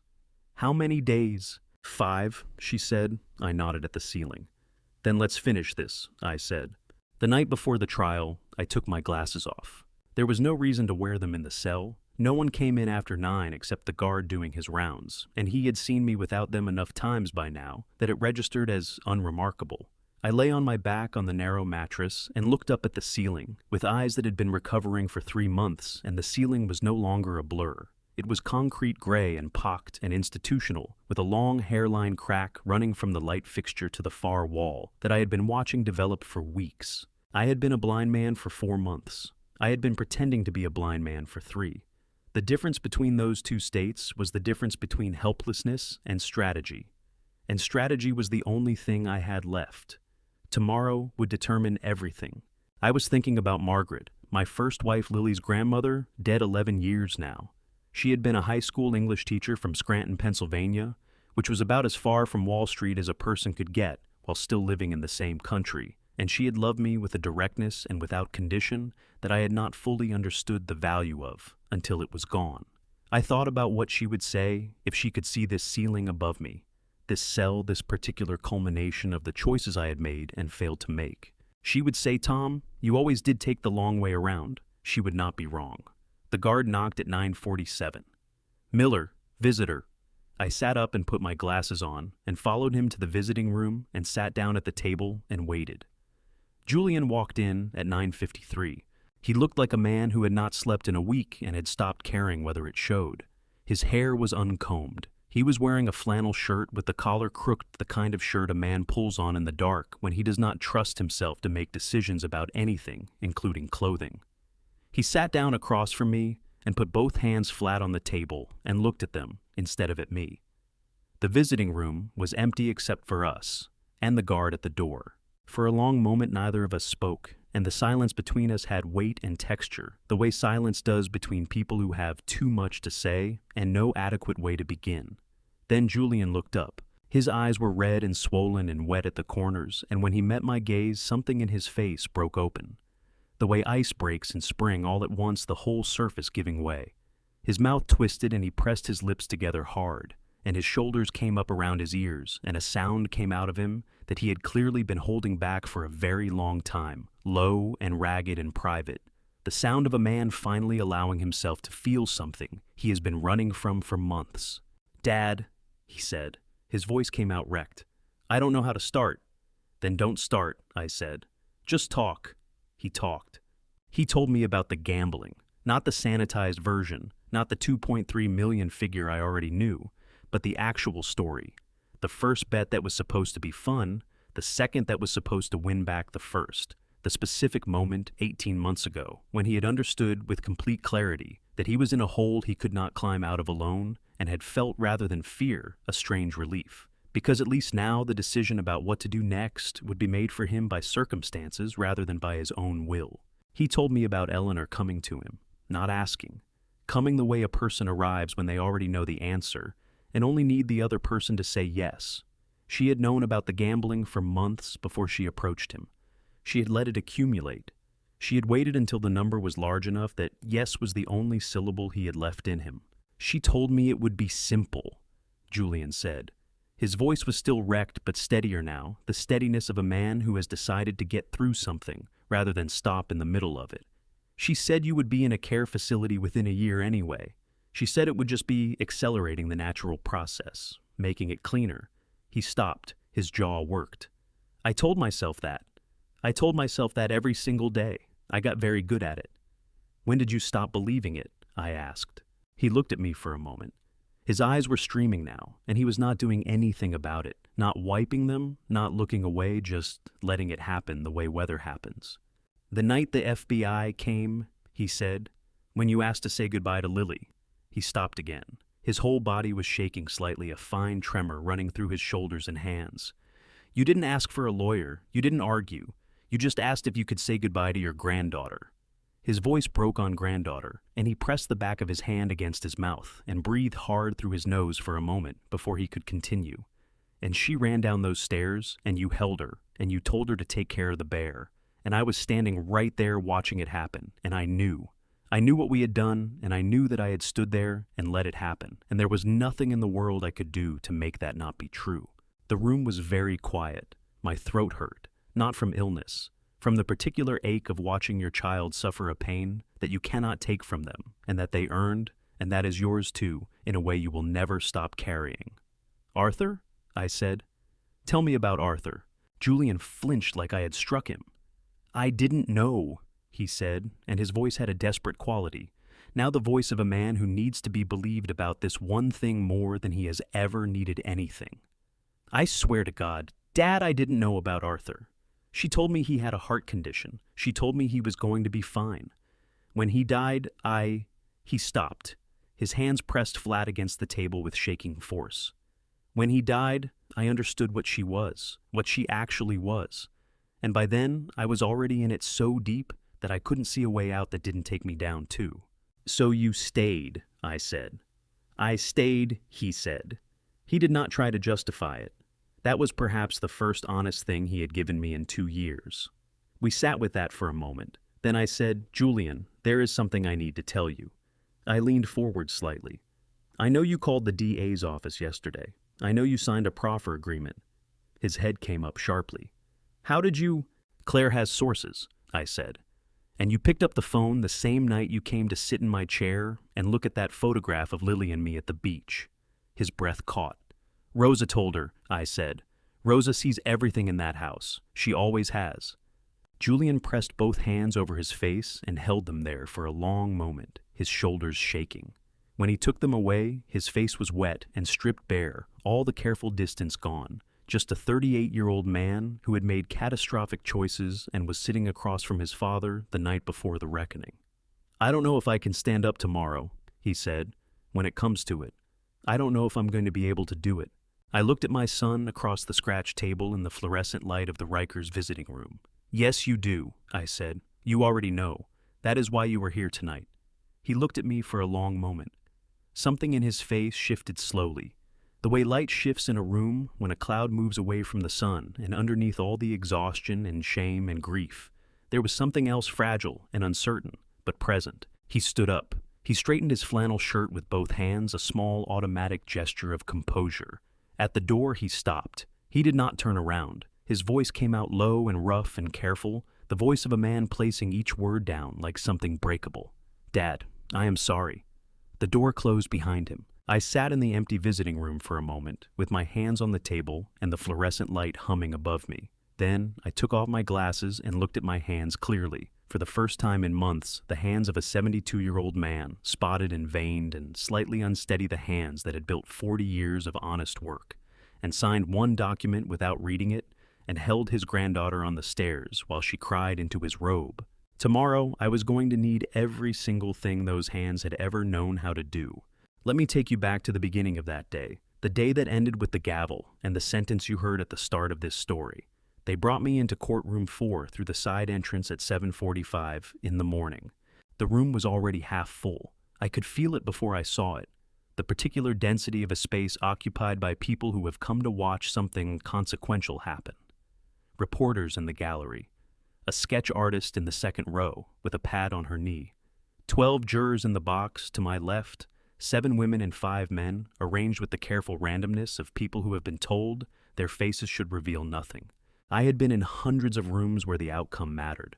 Boardrooms and audit chambers and arbitration suites where careers and companies turned on the next 30 minutes. I knew how to walk into those rooms. I knew how to sit down and arrange my hands and breathe evenly and project the particular quality of stillness that said, I have nothing to hide and I am not afraid. I sat down beside Claire and arranged my hands on the table and breathed evenly. Eleanor was already at the plaintiff's table. She was wearing a charcoal gray dress, understated, and appropriate the clothing of a woman in mourning for her husband's integrity. Her attorney sat beside her, a silver-haired man named Caldwell, who had spent 30 years making juries, feel that his clients were the most reasonable people in any room. Julian sat behind Eleanor in the gallery, not at her table. He was wearing a dark suit, and his face was the face of a man who had not slept and had made peace with that. He did not look at me when I came in. He looked at his hands in his lap, and his jaw was set, and his right knee was bouncing with a nervous energy he was not bothering to suppress. Rosa was in the third row of the public gallery near the aisle, wearing her good blue coat. When I turned my head slightly in her direction, she gave me a single small nod. 11 years of good mornings and chicken enchiladas and standing outside doors in the dark. She had come. Lily was in the hallway outside with a woman named Deborah, who had been recommended by Claire. She was not allowed in the courtroom. I had asked Claire to tell her that the most important thing she could do today was take care of Mr. Buttons. Claire had told me later that Lily had received this instruction with the gravity of a general receiving battle orders. Judge Patricia Hale entered at 8 o'clock precisely. She was 61 years old, with silver hair pulled back sharply, and the bearing of a woman who had spent 3 decades ensuring that the room understood she was in charge of it. She took her seat arranged, her materials looked out at the courtroom, with eyes that missed nothing, and said, "We are on the record. The People versus Thomas Allen Miller. Mr. Kraft, you may proceed." Kraft stood up. He was good. I will give him that. He had the jury's complete attention within 40 seconds, which is harder than it sounds when you are presenting financial fraud to 12 people who did not go to law school. He used plain language. He used the word greed twice, betrayal once, and premeditated 3 times. He told the story of Thomas Miller as a man who had spent 40 years managing other people's money and had finally decided to help himself, who had then eliminated the one person who might expose him. He told it cleanly and with conviction, and every word of it was a lie dressed in the clothes of evidence. I sat and listened, with my hands flat on the table and my face completely still. When Kraft finished, Claire stood for her opening statement. She was quieter than Kraft, deliberate. She did not use the word innocent once. She used the phrase not what it appears to be 4 times applied to 4 different pieces of the prosecution's evidence, and each time she said it, she looked at a different juror, and each time I watched that juror's face do something small and uncertain. She was planting seeds. Reasonable doubt grows from seeds. The first witness was the FBI forensic accountant who had traced the transfer. Claire's cross-examination was precise and surgical. She asked about keyloggers. The accountant said the system showed no evidence of external software installation. At the time of your examination, Claire said, had you been provided with footage showing unauthorized access to the defendant's workstation in the weeks prior to the transfer? No, the accountant said. If such footage existed, would it change your conclusions? Kraft was on his feet. Objection, calls for speculation. I will rephrase, Claire said pleasantly. Is it technically possible for a keylogger installed via USB to capture biometric authentication data without leaving traces detectable by standard forensic examination? The accountant paused for 1 beat too long. It is possible, he said, under certain conditions. Claire nodded and sat down. Then she stood up again immediately. Your Honor, the defense calls Dr. Sandra Calloway. Kraft rose. Objection. An ophthalmologist is not relevant to charges of financial fraud and conspiracy. Claire looked at Judge Hale. Your Honor, I intend to demonstrate that my client was systematically incapacitated over a period of months by a third party, rendering him physically and cognitively vulnerable to precisely the manipulation the prosecution describes. The method of that incapacitation is directly relevant to how and why this crime was possible. Judge Hale looked at Claire for a long moment. The courtroom was absolutely still. I will allow it, Judge Hale said. Proceed, counselor. Dr. Calloway walked to the stand with the unhurried composure of a woman who had decided exactly what she was going to say and was not afraid to say it. She settled into the chair and folded her hands and looked at Claire with calm, steady eyes. Eleanor's back, which had been perfectly straight all morning, went 1 degree straighter. Beside her, underneath the plaintiff's table, where no one could see it, Julian's hand gripped the edge of his seat until his knuckles went white. Dr. Calloway took the oath with the steadiness of a woman who had been waiting 4 months to say what she was about to say. Claire walked her through it methodically. The initial examination at Greenwich Hospital, the unusual inflammation pattern, the request for additional testing that Eleanor had declined on Thomas's behalf, the prescription that came from a physician the patient had never personally consulted. Then Claire moved to chemistry. Dr. Calloway, can you explain to the jury the effects of atropine sulfate ophthalmic solution when administered in elevated doses over an extended period? Dr. Calloway turned to face the jury box, directly the way a teacher turns to a classroom, and her voice took on the precise, unhurried clarity of someone who understands that what she is about to explain will only work if every person in that room understands it completely. She explained mydriasis. She explained the suppression of natural healing. She explained the neurological effects, the cognitive dulling, the increased suggestibility. She explained what it meant to administer this to a 72-year-old man recovering from traumatic injury alone in a house with a woman who controlled his medication, his schedule, and his access to the outside world. 2 jurors in the front row were leaning forward by the time she finished. Kraft cross-examined with controlled aggression. He attacked her removal from the case as evidence of professional limitation rather than interference.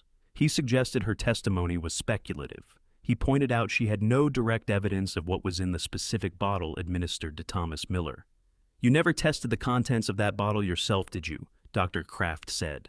"I did not," Dr. Calloway said, "because I was removed from the case before I had the opportunity." "Removed," Kraft repeated, "or simply replaced at the family's request."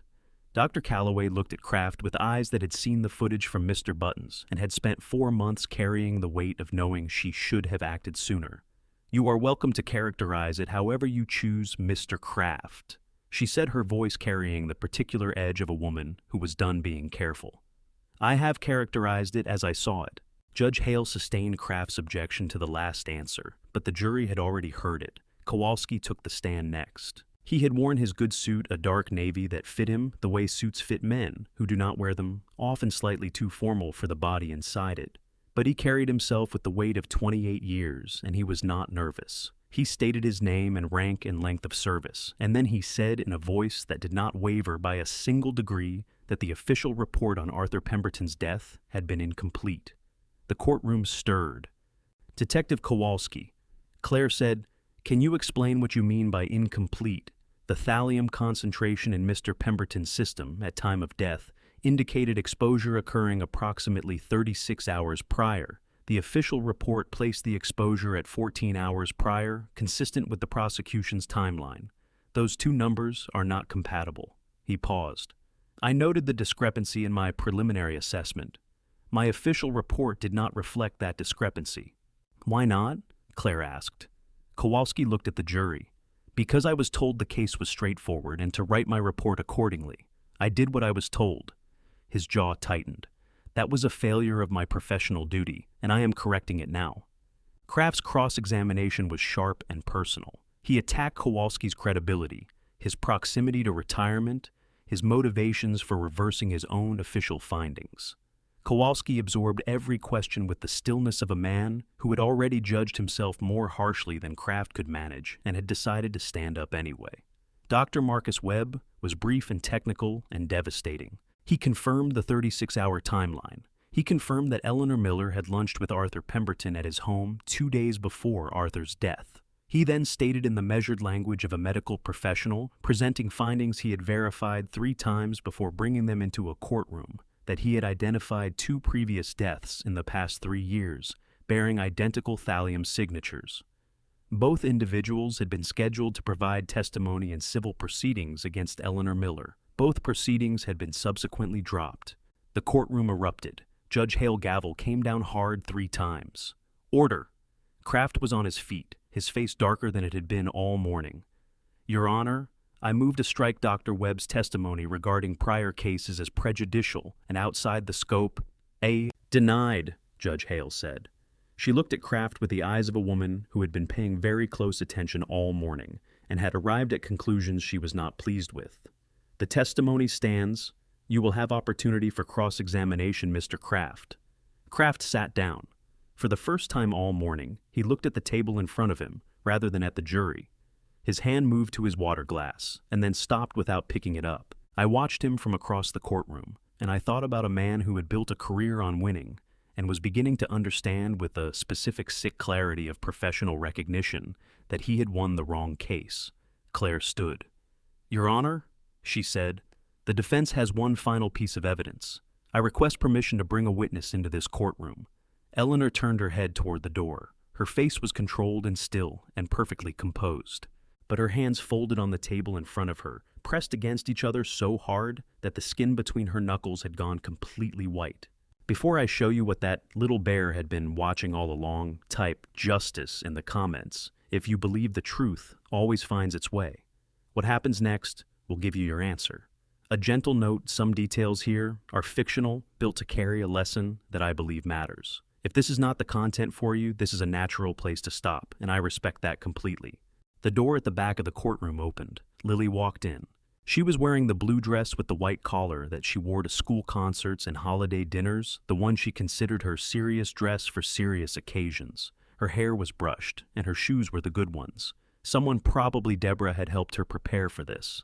But the preparation only went so far because she was 10 years old, and she was walking into a room full of strangers and cameras, and the particular gravity of adult consequence, and she was holding Mr. Buttons pressed against her chest, with both arms the way she held him when she was frightened. She found me immediately.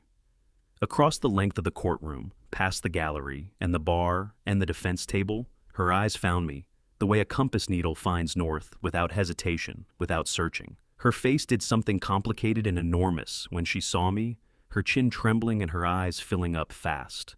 And she pressed her lips together hard, the way I had taught her to do when she needed to be brave. I nodded at her once. She nodded back, squared her small shoulders, kept walking. The courtroom was absolutely silent. Claire met Lily at the bar and walked with her to the evidence table. She did not put Lily on the stand. Lily was not a witness. She was the custodian of one. Claire asked Lily if she would place Mr. Buttons on the evidence table, and Lily did it with both hands carefully, the way you set down something precious. Then she stepped back and stood very still with her hands clasped in front of her and her eyes on the bear. Claire picked up a small screwdriver from the evidence kit on the table. She looked at Judge Hale. "Your Honor, the defense submits into evidence People's Exhibit 31, a stuffed bear belonging to Lily Miller, granddaughter of the defendant, containing a concealed motion-activated recording device installed by Thomas Miller approximately 4 months ago for the purpose of monitoring the safety of his granddaughter." Claire paused. "The device recorded continuously in the defendant's home study from the date of installation. The footage we are about to present has been authenticated by forensic IT specialist Derek Harmon and maintained under proper chain of custody."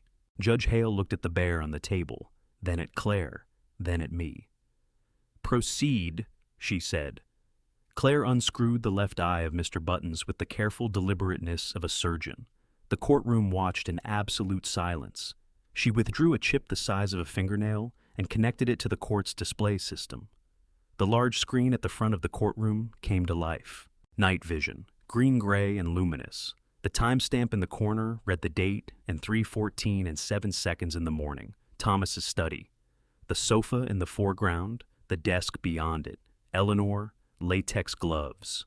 Julian beside her, both hands shaking on the laptop.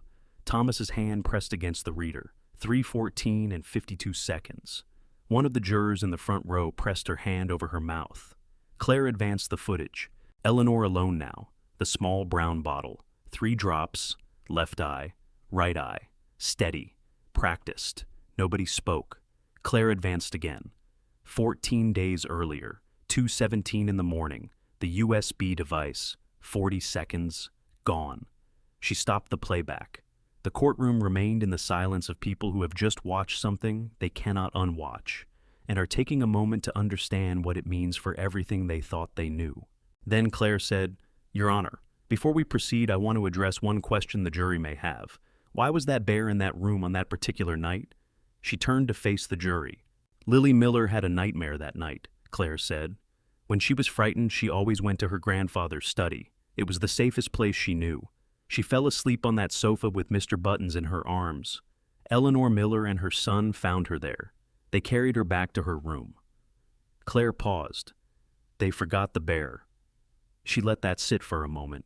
"They planned everything. They planned the transfer, the keylogger, the planted evidence, the false testimony. They planned for cameras and alarms and every conceivable obstacle." Her voice was very quiet now. "They did not plan for a 10-year-old girl who missed her grandfather so much that she went to sit in his empty room in the dark. That is the one variable they could not account for. A child's love." The room was very still. Judge Hale looked at me from the bench. After a moment, she said quietly, "Mr. Miller, you may address the court." I reached up. I took off my dark glasses. The courtroom came into focus around me, sharp and clear and fully present for the first time in 4 months. The wood paneling, the American flag in the corner, the 12 faces in the jury box looking at me with expressions that ranged from shock to something that might have been awe. Judge Hale at the bench watching me with the careful attention of a woman recalibrating rapidly. Kraft at his table, his face gone pale and still. And Eleanor. Eleanor at the plaintiff's table, 20 feet away, looking at me with eyes that had finally lost their certainty.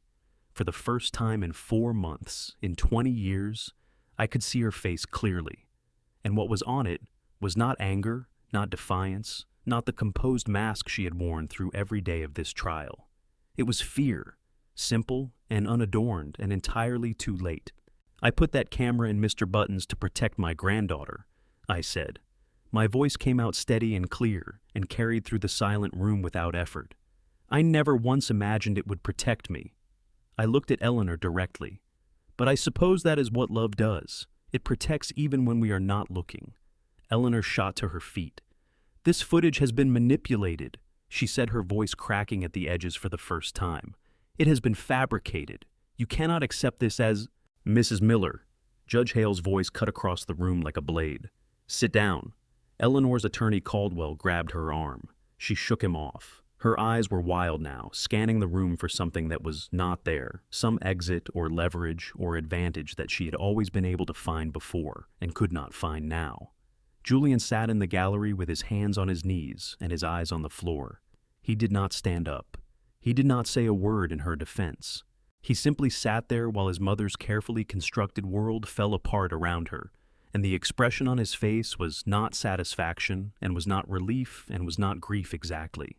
It was the expression of a man who had finally stopped running and was letting something catch him. Eleanor was still standing when Caldwell finally got hold of her arm and pulled her back toward her chair, speaking rapidly into her ear in the low, urgent tone of a lawyer watching a case become something much worse than a loss.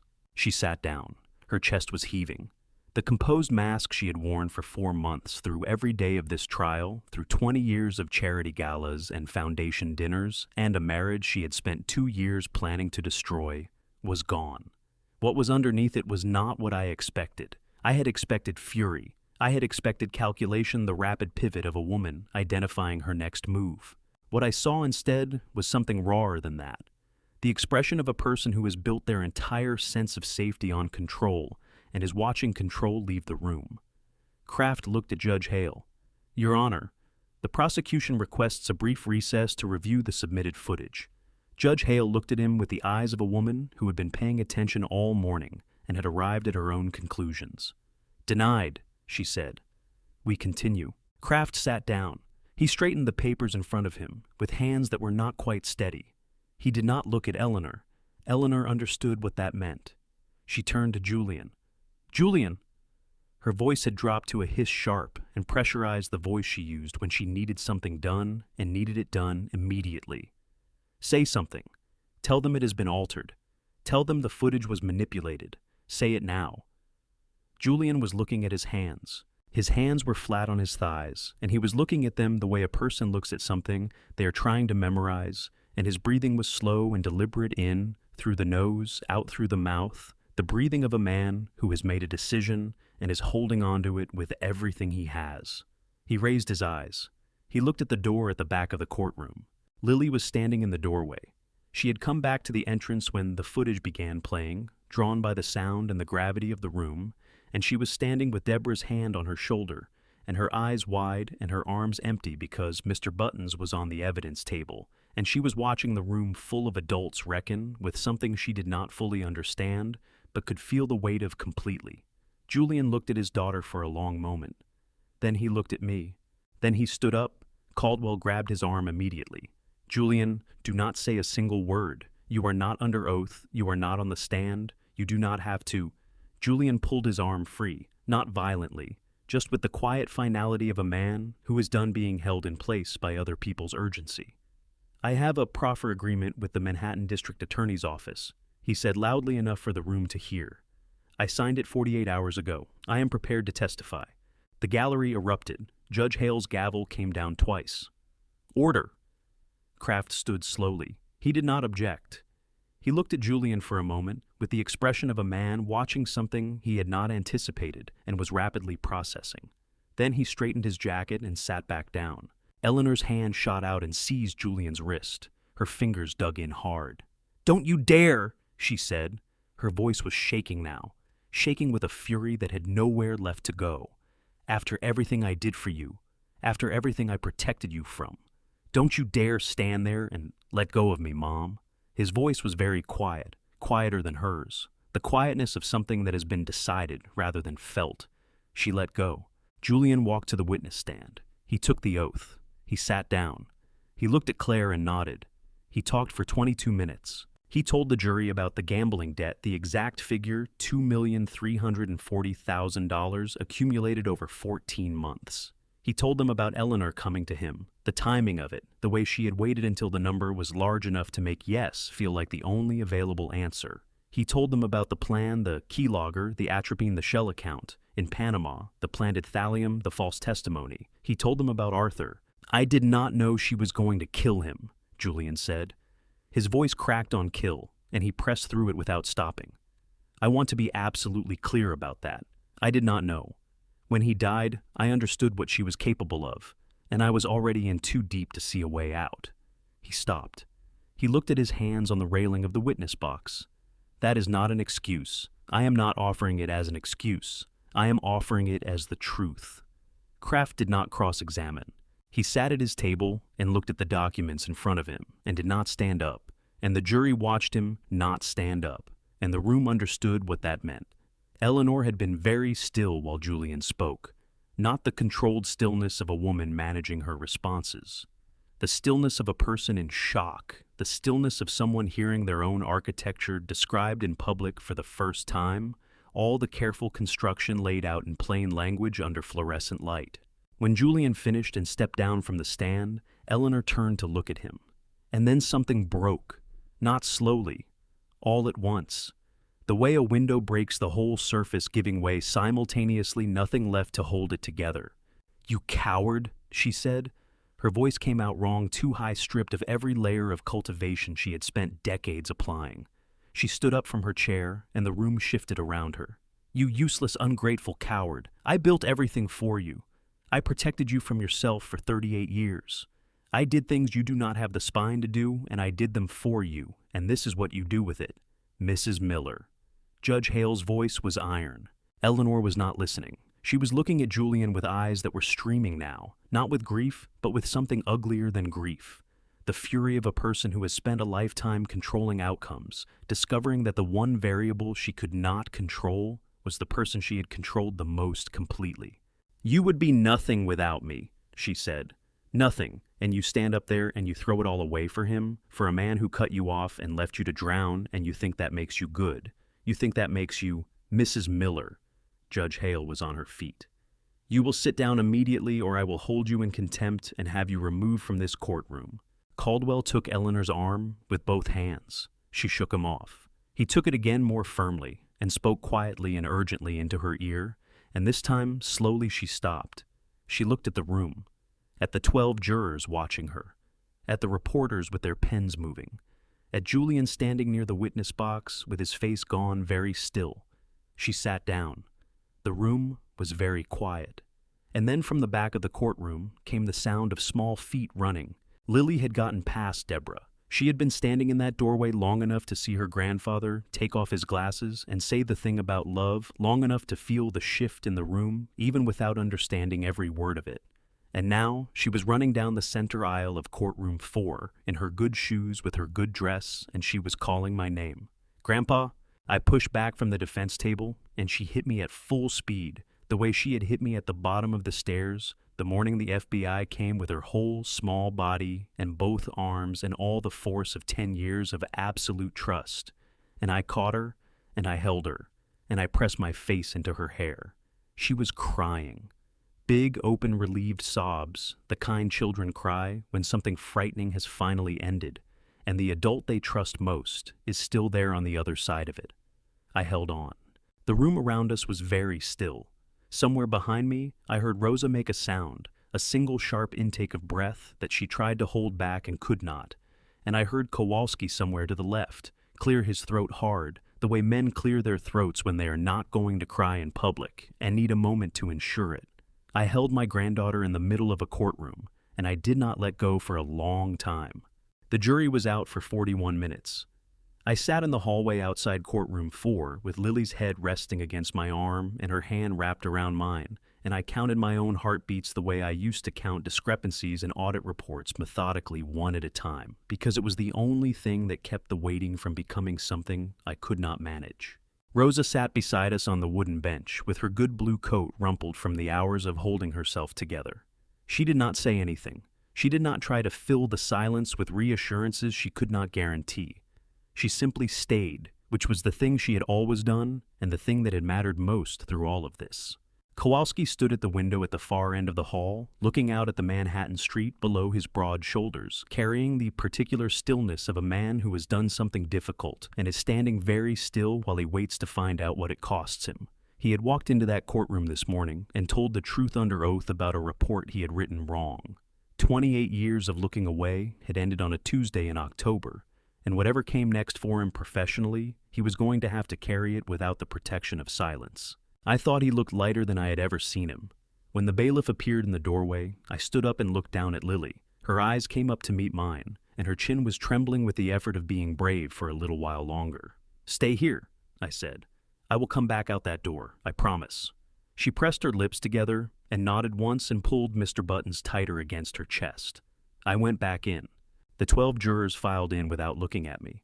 I had learned enough about jury behavior in 30 years of Wall Street litigation to know that this meant nothing definitive. I arranged my hands flat on the defense table and breathed evenly and waited. The foreperson stood. She was a retired school principal from the Bronx 60-something, with a face that had spent 3 weeks giving nothing away and gave nothing away now. On all counts, she said, "We the jury find the defendant Thomas Allen Miller not guilty." The gallery made a sound I felt in my chest before I registered it with my ears. A collective exhale, the sound of a room full of people releasing something they had been holding for a long time. Claire's hand found my arm and pressed once. Not hold on, something else entirely. I closed my eyes for exactly 3 seconds. I thought about Arthur Pemberton, who had walked with a mahogany cane and laughed the same laugh for 31 years, and had spent the last hours of his life on the Merritt Parkway making sure a phone call got through. I thought about what it would have meant to him to hear those 2 words read aloud in this room. Then I opened my eyes and stood up straight. Judge Hale's voice cut through the noise of the gallery, precise and final. Eleanor Miller was to be placed under immediate arrest on charges of murder in the first-degree assault with intent to cause permanent physical harm, financial fraud, and criminal conspiracy. The bailiff moved to the plaintiff's table, and Eleanor stood up very straight for one last moment, deploying the composure she had built over a lifetime before the handcuffs went on. The sound they made was very small and very permanent. She did not look at Julian as she was let out. Julian sat in the gallery with his head bowed and his hands pressed together between his knees. He would face his own accounting. His proffer agreement guaranteed cooperation in exchange for consideration, not absolution. Whether he rebuilt anything worth having from what remained would depend on choices he had not yet made. Kraft was summoned to Judge Hale's chambers before the room had fully cleared. He went without objection, carrying his briefcase and the expression of a man who understood that a conversation about professional conduct was overdue. Claire and I sat at the defense table as the room emptied around us. She looked exhausted in the way that people look after they have held something together through sheer force of will and have finally been allowed to put it down. Very young and very tired and very much like the person Arthur had believed she was. "Arthur would have been proud of you," I said. She looked at the ceiling and breathed carefully through her nose for a moment. "He would have been proud of you," she said. Judge Hale came out of her chambers before she left for the day. She walked to where I was sitting and stood in front of me with the formal posture of a woman making an official statement on the record. "Mr. Miller," she said, "this court owes you an apology. The system failed you. I am sorry." I stood up. "Your Honor," I said, "the system did not fail me. The people inside it did. And today the people inside it made it right." She held my gaze for a moment. Then she nodded once and walked away. In the hallway, Lily launched herself at me before I had cleared the doorway, and I caught her, and she laughed and sobbed. At the same time, big open sobs of relief that shook her whole body. And I held her and pressed my face into her hair and let her cry it all out. Rosa was crying openly beside us, her hand over her mouth, not trying to hide it anymore. Kowalski had turned from the window and was looking at the ceiling with wet eyes and the expression of a man who was absolutely not going to cry in a public hallway and was losing that particular battle completely. After a while, Lily pulled back and held Mr. Buttons out to me with both hands. His left eye sat at a slightly different angle than his right, the glass seated at a fractionally different cant after everything it had been through, a small permanent asymmetry, a mark of what he had carried. I took him in both hands and turned him, so his eyes were level with mine. I thought about a floor in the dark, shaking hands, 2 hours of failure and patience and trying again because there was nothing else to do and nothing else that mattered. I built you to watch over her, I said quietly. And you watched over us both. Lily slipped her hand into mine. We walked out of the courthouse together, into the October afternoon, the three of us into light that was golden and slanting and a little melancholy. The particular light of a New York autumn that makes you feel simultaneously the weight of time passing and the value of what remains. I held my granddaughter's hand. I carried a small brown bear with one slightly asymmetric eye, and I walked. I have spent 72 years believing that numbers do not lie, but this family story taught me something numbers never could. I almost lost everything not to a stranger, but to the people sitting at my own table. This family betrayal did not happen overnight. It was built slowly, carefully over years, by hands I trusted completely. If there is one thing I want you to take from my story, it is this: do not be like me. Read every document you sign. Question the kindness that arrives exactly when it is most convenient, and never let love make you careless. I am not a religious man by habit, but in that New York courtroom holding my granddaughter, I understood what people mean when they say God works through the ones we love. It was a child's love, simple and unplanned, that saved me. New York has seen 10,000 stories of family betrayal. Mine is one of them. But it is also a family story about what survives betrayal, about a little girl who kept a promise to an old man, about the people who chose to do right when it was easier not to. This New York family story ends with me walking out into the light. If any part of this story stayed with you, leave a comment below. Share it with someone who needs to hear it. And if you believe that truth always finds its way, subscribe so you never miss the next one. Thank you for staying until the very end.